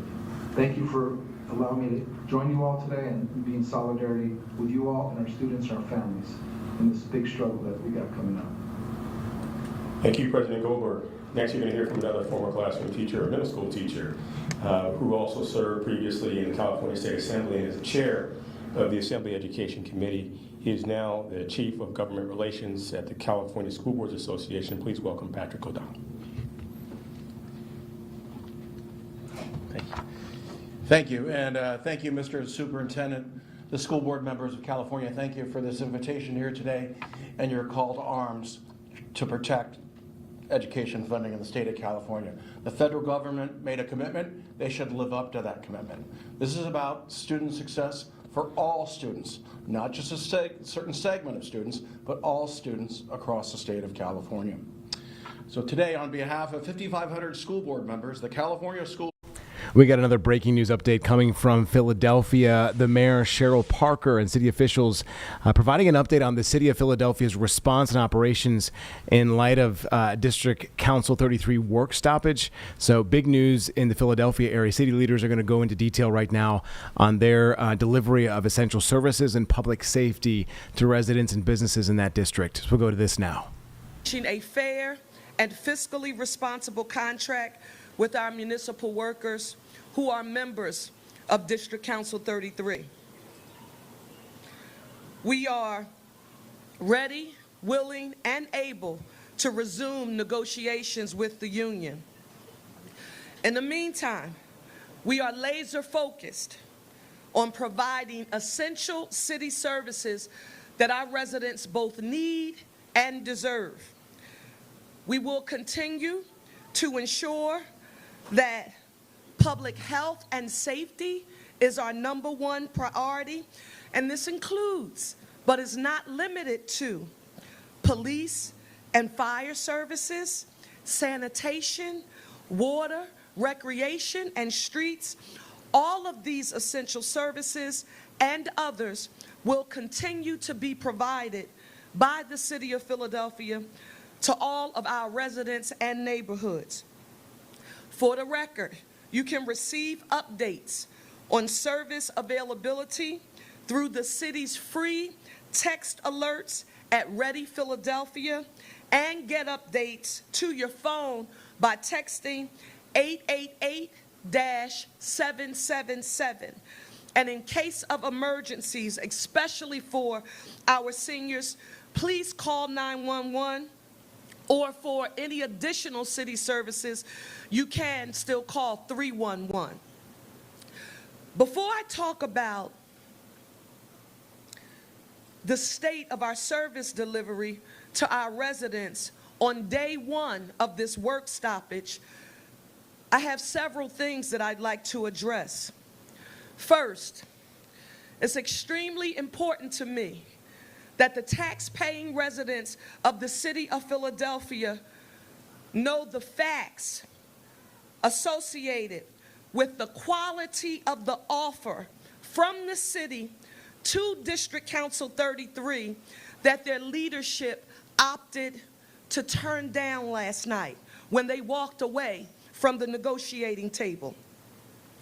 We put on the table for the hardworking members of District Council 33 an historic offer, Philadelphia, a 4-year pay increase over my first term that totals over 13%, more than any other mayor has in one term and over 30 years offered to District Council 33 during contract negotiations. We believe it's a fair offer and it's still fiscally responsible for the people of this city. In addition to that historic pay increase, we offered an expansion of District Council 33's pay plan or pay scale, and that is to offer what we refer to as a 5th step. The proposed creation of a new 5th step in the District Council 33 pay plan, it's a significant advancement for our workforce. Why? Because for too long, District Council 33 employees reached the top of their pay scale with no additional increases available, actually limiting their growth despite years of dedicated service. Thank you for getting comfortable. By expanding their pay scale, the city is aligning the District Council 33 pay plan with those of other city bargaining units. What is this doing? It's promoting parity and fairness across our workforce. It ensures that our career civil servants who keep Philadelphia running every day continue to see meaningful salary progression throughout their careers. But as important is our pay increase proposal and the offer of a 5th step for District Council 33 members, we put more important offers on the table for the membership. Many of you who attended the multiple town hall meetings that I, along with my team, held across the city of Philadelphia while we were going through our budget process in advocating for our home program. And that was just several weeks ago, working in partnership with our City Council President, Kenyatta Johnson, all members of City Council. We approved a new city budget that includes a $2 billion home plan for Philadelphia that includes the building, preserving, and restoring of 30,000 units of housing in the city of Philadelphia. What you didn't know, if you didn't attend any of those town hall meetings or you weren't in the negotiating meetings last night, is that I outlined to District Council 33's leadership how our home programs like the One Philly Mortgage, the Turn the Key program, the BSRP Plus program, the Shallow Rent program were all developed with people like our District Council 33 members in mind. Now I have to digress just for a bit. This very popular plan called Turn the Key, a housing program to build more units of affordable housing that working class Philadelphians would be able to afford, was something that we worked on during my tenure as a member of the City Council of Philadelphia. I can remember the former leader of District Council 33 standing with us along with our former council president, Darrell Clark, as we proudly proclaimed and unveiled this new program called Turn the Key, because our ultimate goal and long-term objective was to make sure that members of our municipal workforce could actually afford to live here. we instituted the program, and then we paid attention to the results. It was not providing the results that we desired when the program was established. Why? Because District Council 33 members and other municipal employees, they were not getting approved for mortgages. I want you to imagine what it feels like to get up and go to work every day here in the city of Philadelphia, to work hard, and you can't meet the underwriting criteria of a prime lending institution so that you can afford a home. Well, I had the benefit of that lesson. So when we worked to unveil the home program, we made sure that the One Philly mortgage program was a part of it. Why? Because we wanted a vehicle to ensure that while we were building and preserving and restoring 30,000 units of housing, we could guarantee that members of our municipal workforce and other Philadelphians would have an opportunity to own a home and qualify for a 30-year mortgage. The men and women who are members of 33, who live and work here, you've heard me affirm, I understand their challenge. And instead of just talking about it and complaining about it, I did what a good leader is supposed to do, in my opinion. When you are in tune with the real life lived experience of those people you represent, your job is to figure out how you will use policy and scarce resources to develop solutions that will address the challenges that the folks you represent are feeling and experiencing in real time. And I'm proud to tell you, Philadelphia, that we did just that. What is this menu of options in particular? Designed with District Council 33 members in mind and all of our municipal workforce in mind. If you attended my meetings, you heard me talk about these programs also being what I would refer to as talent retention and attraction tools that would make Philadelphia more economically competitive and hopefully incentivize people to want to come and work with us. BSRP Plus provides free home repairs for homeowners to correct electrical, plumbing, heating, limited structural, carpentry, and roofing emergencies. How many times have we heard City of Philadelphia workers saying, I work here, I can't afford to make the repairs. I can't just walk into a bank and get a home equity line of credit, but I need to make repairs to my house, and I don't qualify for the city's existing programs. We made sure that we created BSRP Plus. Next, why is that important?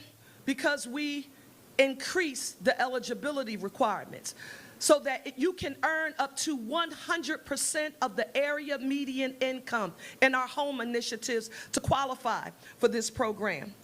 You heard me mention that new One Philly mortgage program. What is it?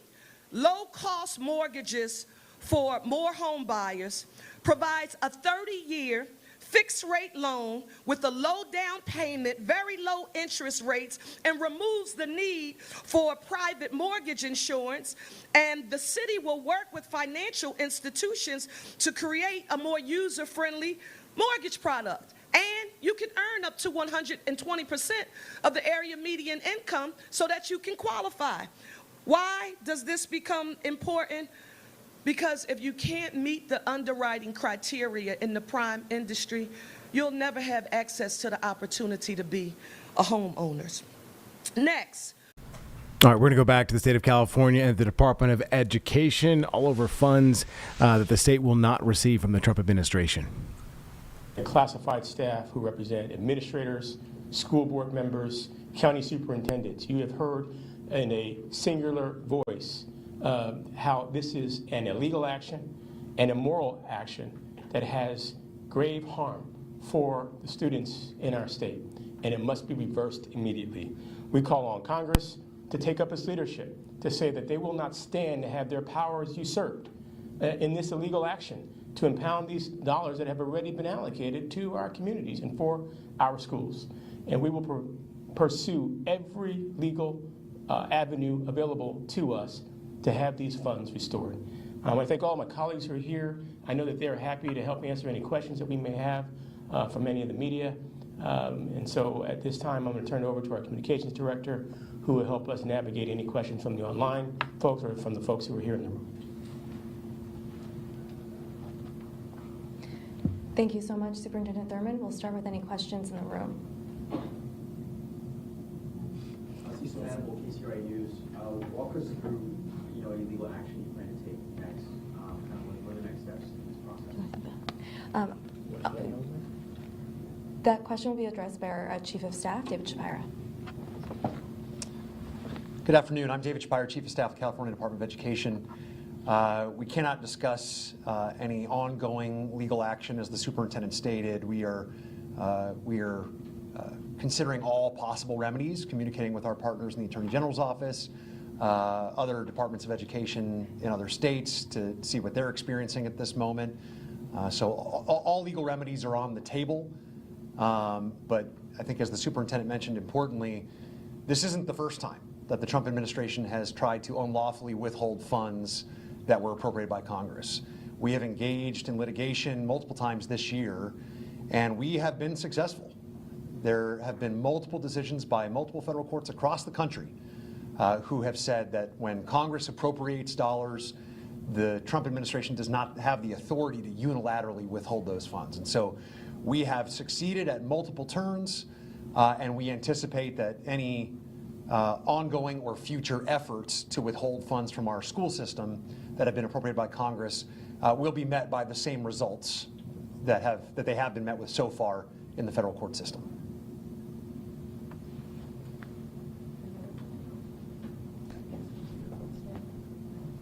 I guess another question would be, are other states being impacted by this as well to the degree as California, or do you think the states being targeted specifically? We mentioned politics, right? What specifically within, California schools do you think the Trump administration would disagree with to want to withhold funding, targeting specifically California? So we have heard from our partners at other departments of education across the country that they've received similar notices. Blue states, red states across the country have received a similar notice to the one that we received yesterday. That said, there is a particular piece of that notice that I think is critically important for us to understand, and that is that the administration is withholding these funds to ensure that they are, quote, in accordance with the president's priorities. That statement means something, right? It means that this is a president of the United States that is willing to punish students in states that refuse to conform with the president's political ideology. And that's something that just isn't acceptable. And so when we in California read those words, that is the standard we are being held to, is whether or not we are operating in accordance with the president's priorities. We are essentially conforming to his political agenda. We feel targeted, as every American should feel targeted, because that is not the standard by which the taxpayers gave those funds to the federal government. The taxpayers entrusted their elected representatives in Congress to appropriate dollars that are meant to serve students across this country.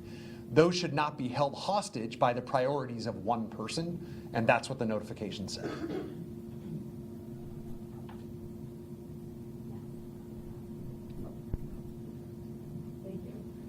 Jenna Pendleton with the Sacramento Bee. I'm wondering, do you have any guidance for local educational agencies on how to plan for the upcoming school year without access to these funds? Yeah, it's a difficult question. We at the Department of Education oftentimes look at the information that we have available, and we try to get that information out to the field as quickly as possible. This is a circumstance where it's difficult for us to make a recommendation as to what to do, because we don't know necessarily what comes next. As the superintendent said, we will be pursuing all possible legal remedies to try to address this issue.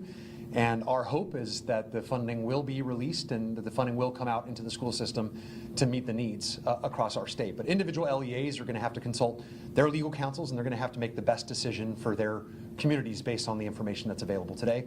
Our job is to make sure they have all of the information. please. I would also just like to add that the districts and LEAs have been doing scenario planning for quite some time and prioritizing different programs and their student and community needs based on the expectation that this could possibly happen. So this is not a start today process.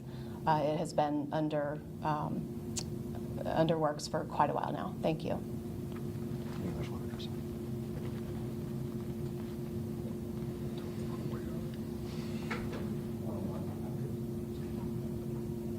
Any other questions in the room?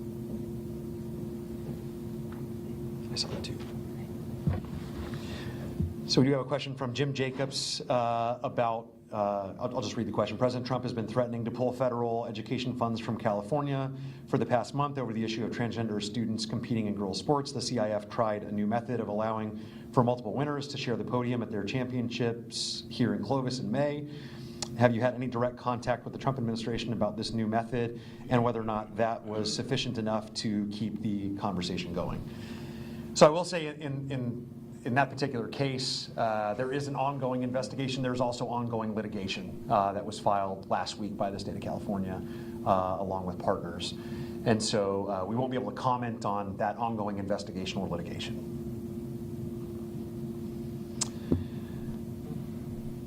The next question is from Mark Lieberman, wondering if the state has experienced any unusual conditions, hurdles, obstacles to drawing down the federal money it did receive. So I will say, as I mentioned earlier, we have engaged in litigation this year already in other cases where the Trump administration has tried to unlawfully withhold funds that were appropriated by Congress. And in some of those cases, we were awarded funds and had great difficulty in drawing down those funds. I think a great example is the COVID relief extension. And so COVID relief funds to help address ongoing issues across our state and our country because of the learning loss that was experienced during the pandemic, because of lost educational opportunities. There were funds appropriated by Congress to help alleviate those impacts. And we have had great difficulty drawing down. All right, we're going to pull away from this. As we know, the One Big Beautiful Bill did get through the Senate, or at least a version of it, with many amendments passed. It now goes to the House, and it'll face the House Rules Committee. Earlier today, it did so. This will be the next crucial step for the One Big Beautiful Bill, where any changes to this bill will be offered as amendments, just like we saw in the Senate. So we'll go now as they discuss this inside the House Rules Committee. To falsely claim that the only people who will lose health insurance will be undocumented people or people who sit at home watching TV all day. Can you address this point and discuss who will lose health care under this bill, who is actually losing health coverage, and why do they need Medicaid and the ACA? Well, let me divide the answer in two parts. One is about the people that lose their health insurance, and the second is about the cuts to providers and the children's hospitals and the other things you mentioned. First of all, the Republicans have to stop. I know they won't, but they have to stop saying that the only thing they're doing here is work requirements or paperwork. The bottom line is that if you talk about the $1 trillion that's going to be cut here, or the 17 million people that are going to lose their health insurance, there's probably only a third of that $1 trillion that's related to the paperwork. Now, that's significant because the bottom line is that, it's not fair. Use the Georgia example I've used a million times, where they estimated there were 300,000 or 400,000 people that were eligible for Medicaid expansion, and only 4,500 of those actually got Medicaid because of the paperwork requirements, meaning, you've got to file every month. You have to show that if you're not working, it's, because of a level of disability that's impossible to reach. That's maybe a third of it. The rest of it is all the other cuts, right? So, for example, with regard to the ACA, the subsidies, the enhanced subsidies are gone. So if your health insurance costs you, is valued at, say, $5,200 a year, and you're paying $100 a month, you're now going to have to pay an extra $4,000 that would have been subsidized, and you can't afford it, so therefore you don't get health insurance, right? So this is not primarily about paperwork requirements, although those paperwork requirements are so awful that a lot of people will lose their health insurance. The other thing I was going to say too is that you're talking about the Children's Hospital. This is what the Senate did that made this so much more onerous. We don't talk about CHIP, right? Much. You haven't heard much about that. But what's been done collectively between the House and the Senate with CHIP is devastating, right? So now there are lifetime and annual limits on how much can be spent for a child on CHIP. There are provisions that say you have to wait 30 days before you're eligible for CHIP. So the children's hospitals are devastated, in part, not only because of Medicaid and the ACA cuts, but also because the impact on CHIP. And then what the Senate did with the provider tax was even worse, because you understand that there's two things here that hospitals depend on. If they're failing, a state like New Jersey will give them what we call direct state payments so that they don't fail. Those are significantly cut back in the House and the Senate bill. The provider tax, if you say in the House bill, we said, well, we're going to just keep the provider tax the way it is. You can't raise it due to inflation. You can't change it any other way. But they didn't change the status quo. What the Senate did is to scale back and say every year the provider tax is going to be less and less. And then if you don't get that provider tax at the state level, then you can't give the providers, in this case the hospitals and nursing homes, the level of money so that they can actually operate. So look, I don't want to eliminate the emphasis on the paperwork or whatever the Republicans call it, the work requirements. That's devastating enough. But you have to understand that that's a certain percentage of this overall cuts. It's not the majority. A lot of this is just directly cutting these programs and the amount of funding that's coming to the providers. Right. That's what's going on here. Thank you. Mr. Guthrie, are you aware how much damage this bill is going to do to the clean energy industry in Kentucky? I mean, I have a letter here addressed to you from manufacturing companies in Kentucky, and the letter states, quote, there are already more than 14,000 clean energy jobs in Kentucky in the battery, manufacturing, automotive, grid infrastructure, critical minerals, and clean energy industries, end quote. The letter further states that $8 billion in announced funding for these industries to your state has yet to be spent and is a significant risk if this bill passed. That sounds like a heck of a lot of jobs. I mean, what do you say to these employers? And and I mean, on the tax portion of this bill, I mean, what do you tell the thousands of people who could lose their jobs from Kentucky, or for that matter, in Missouri, I mean, who want to work in these high-paying industries? I mean, this bill is a job killer and a climate killer.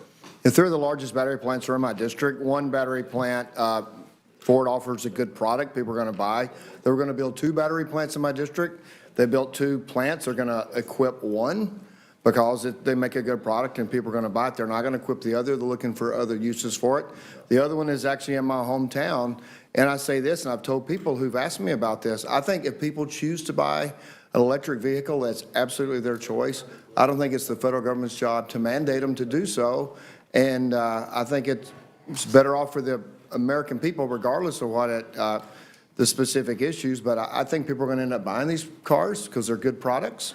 But I don't think that they should be mandated. I just don't think they should be mandated to be bought. Yeah, well, Mr. yes. McGovern, our clocks have gone wonky on us. It's now been going about 40 minutes. No, and I think that's really testing. No, and I appreciate the chairwoman's admonition, but with all due respect to everybody who's here, I mean, this is a big deal, and we don't even have time to read everything in this bill, and for many of us who have looked at the House bill and tried to follow what's going on in the Senate, we are really worried about how it's going to impact our constituents, and so I get it, but we have no other opportunity to be able to ask these questions and get these answers. And so, again, I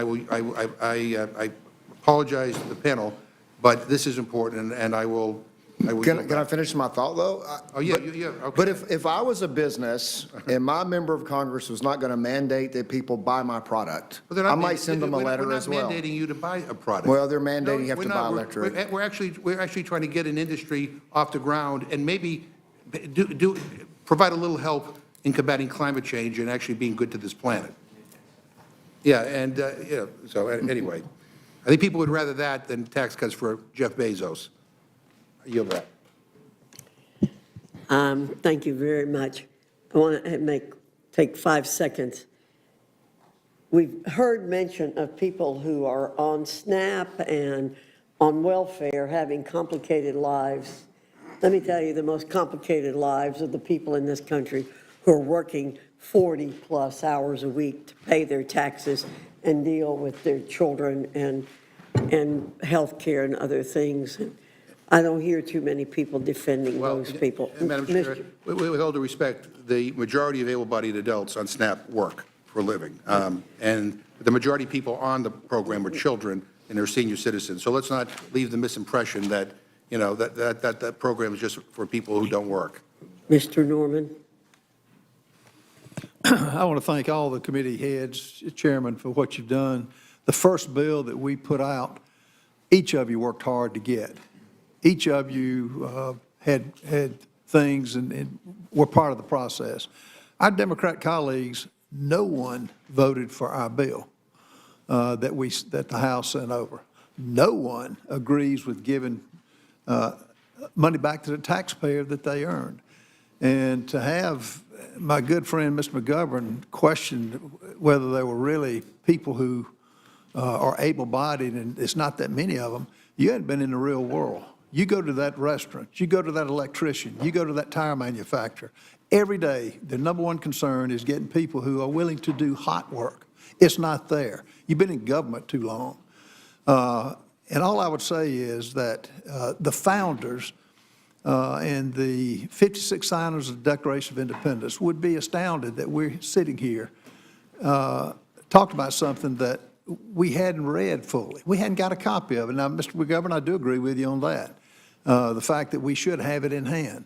I think the founders and the 56 signers of the Declaration of Independence would be astounded that we're adding debt to our children and grandchildren who are defenseless. Debt is a curse. And Jody, you were right. We got to reverse the curse. And what the Senate did is unconscionable. What they did to our bill was unconscionable. And that's why, I will be, unlike my Democrat colleagues, they will not support anything their new leader in New York, Mandani, government-run stores, government-run gas stations, government-run apartments. I wonder how many U-Haulers are now leaving New York, and the socialist theory just does not work. So, yeah, I'm against this because of what the Senate did. I'll vote against it here, and I'll vote against it on the floor until we get it right. And the fact is, the good news, we're going to pass the tax cuts. The tax cuts don't expire until the December of this year. We're going to pass the tax cuts. And I think we're going to go back to the drawing table. It is my hope we'll go back to the drawing table and get very close to what we sent the Senate, because instead of each individual senator getting a goodie bag and sacrificing the health of this country is an abomination to, again, the founders and the 56 signers of the Declaration of Independence. So I do think that hopefully we'll get to that. We're not there yet, but I think hopefully we will be, and the American people will be better off for it. I yield back. Thank you, Mr. Norman. Ms. Scanlon, you're recognized. Yes, I'd first yield to Mr. McGovern. No, the gentleman just took a swipe at me. Let me return a swipe by saying I think he spent too much time at Mar-a-Lago and with people who are well-off and well-connected. He needs to spend a little bit more time talking to people who are struggling in this country. And by the way, I think we just have another announcement of somebody who's opposed to the bill. Are you opposed to the rule, too? Yes, I'm going to vote against the rule, and I'm going to vote against. So that's three. If we get one more, then then we're done for today, and you can go and work out something different. So I don't know why we're here if we already know three people who are going to vote against the rule. We're not even get this thing to the floor unless you cave, which has become a kind of a pattern around here, but I yield back. Thank you, Ranking Member. Yeah, it's interesting how many qualms we're hearing from across the aisle, whether the Senate or the senators. Yes, it is. Whether it's senators or members of the House who don't think this bill is ready to go. I couldn't agree more. I think it's the most expensive bill in the history of our nation. I had a town hall this weekend. My constituents have questions about it. I've got a lot of questions about it. All the reports we're seeing come out have that it's the biggest wealth transfer in our nation's history. It's the largest effort to kick people off their health care in history. It's a sweeping assault on nutrition assistance that's going to have kids going hungry and also without health care. So I think it's a monstrosity. I don't think it's defensible either morally or economically. It's supposed to reduce the national debt, and it adds trillions to the national debt. That's because the real purpose is not debt reduction. I think it's pretty clear. The real purpose is to give tax cuts to billionaires and big business in service to this failed economic theory of trickle-down economics, which has been over half a century to never spur the kind of economic growth to make up for the deficits that tax cuts for billionaires create. If Republicans run through these tax cuts, our economy will not magically overperform to make up the lost revenue. It just doesn't work that way. But we will see even more income inequality as the rich, the Musks, the Bezos, the Mar-a-Lago millionaires get richer and everybody else gets left behind. Some of our colleagues say they hate this bill or they don't like parts of it, but at the end of the day, they have lacked the guts to stand up for the American people, and they have voted for this travesty of a bill over and over again because the head of their party wants it. Time and again, we've seen the only Republicans willing to stand up for their constituents in the country are those who are on their way out the door. So what kind of moral compass does one need to have to think that a millionaire deserves a tax cut, but a working mom should lose her health care? As Ranking Member Moore suggested, our bills, our budgets make clear what our priorities are. And what's clear here is that Trump's Republican Party only cares about rich people and large companies. They don't care about working people. They don't care about kids. They don't care if you need Medicare or SNAP to make ends meet. This bill is an unconscionable attack on the middle class and on our poorest American neighbors. It's a 940-page testament to Republican values, and those values are grim. It's really shocking to see the supporters of this bill trying to justify taking away health care from 17 million people, kicking 5 million people off SNAP, causing the closure of hundreds of nursing homes, community health centers, and hospitals across the country, allowing mining and oil drilling on our public lands and in our public forests, raising energy costs for consumers across the country, while adding nearly $4 trillion to the national debt so that the mega rich can get mega richer. Who in their right minds thinks this is a good deal for the American people? For every millionaire that gets a tax cut, 19 people will be kicked off their health care and 6 people will lose their food assistance. I don't think these measures reflect the values of the hardworking families that I represent in Pennsylvania's 5th. And I don't think it's what most Americans want now that we have the details in writing. And that's why I think this hearing is particularly important, as this bill has been constructed over the weekend with last-minute additions, in, they're out. We all need to be reading this bill and not after taking the votes. This bill puts the government's weight entirely on the side of the wealthy and well-connected. It values caviar over kids. It values hedge funds over health care, and it values Mar-a-Lago over the middle class. The health care cuts alone in this bill are breathtaking. Medicaid, a program that ensures over 90 million Americans, including almost half of all the births in this country, is on the chopping block.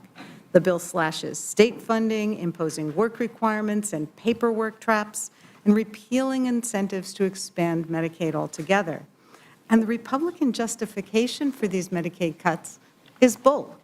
As we have heard, as anyone who's looked at it knows, Federal Medicaid does not cover undocumented immigrants, but it does cover millions of children, including 99% of all foster kids, which I know is a particular concern for Rep. Moore, almost half the births in this country, and 1/3 of all kids with cancer.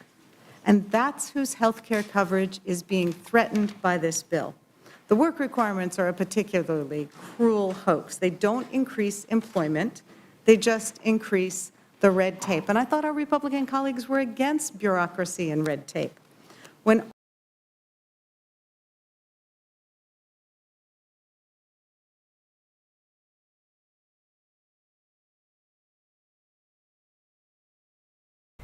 All right, we're going to wait and see if we can get this feedback from the House Rules Committee as they are debating this new bill, that one big, beautiful bill that passed through the Senate, and it seems to be going back to the House for any amendments that might be added, and then it will have to pass the House as is. I do believe that it goes back to the Senate if anything is added then, and they will look at what is added at that point. So we'll go back to this right now. mandates similar complicated paperwork requirements so that a Medicaid recipient has to prove they're doing 80 hours a month of work or community engagement, even though the vast majority of folks on Medicaid are already working, in school, or caring for a family member. So even though most Medicaid recipients are working, if they forget to file a form, if they miss a verification deadline, if their employer fails to respond, or if their state agency makes a mistake, they get kicked off Medicaid. It's not that they're not eligible, it's that the paperwork gets them kicked off. It's a cruel bureaucratic paperwork trap, not a work incentive. And that's why the CBO found that these policies won't increase employment, but they will cause millions to lose their coverage. When people lose coverage, their illnesses don't disappear, their needs don't go away.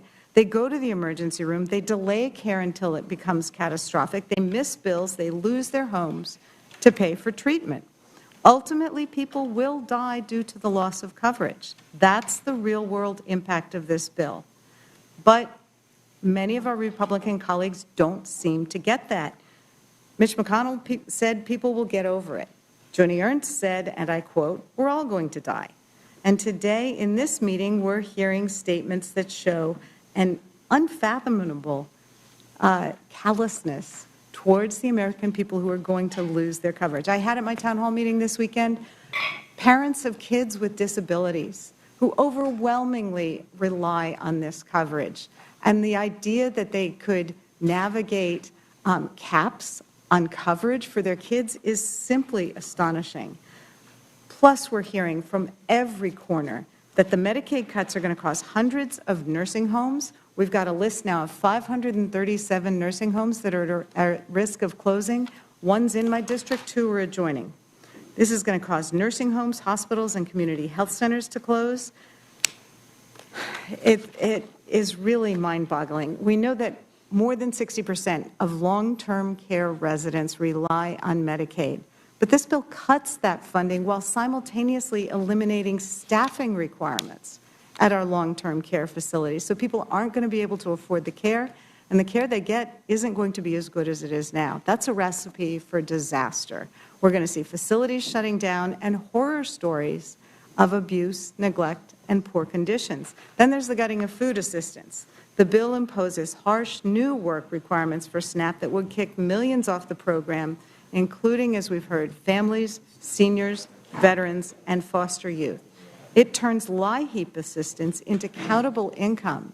And for many of our communities, like Chairman Thompson's community, mine, LIHEAP is absolutely essential for people trying to get through the winter. It bans using internet bills in utility and allowances, and that's an especially egregious cut in the 21st century. On top of that, states are going to have to start footing part of the SNAP bill for the first time ever. This is a backdoor cut, and I know my state, as well as I assume many of the others, are not prepared to take that hit to their budgets. Like so many provisions in this bill, the SNAP provisions would shift billions of dollars in cost to the states, in addition to all the paperwork and personnel costs that this bill would add. For example, when you no longer have automatic registration for school lunches because you have untied it from SNAP, all of a sudden, all of our local school districts are going to have to re-engage with an arduous process to make sure that kids are eligible for school lunches. We had a roundtable with our local school districts a couple weeks ago, and they are terrified about this. At a time when school budgets are under so much stress, all of a sudden we're going to require them to hire dozens of new people to make sure kids can get lunches and be able to study while they're at school because their stomachs aren't growling. Multiple analyses have shown that any minimal benefit that we might get from this tax structure for lower income Americans is going to get eaten up by Trump's tariff wars. According to a new economic analysis put out yesterday by the Yale Budget Lab, this bill is actually going to reduce income for the bottom 40% of earners. A massive chunk of the middle class will actually see their incomes drop as a result of this bill. Meanwhile, people at the top 1% are going to get a $30,000 tax cut, and the top 0.01%, will get a $100,000 handout. So again, every responsible study that is looking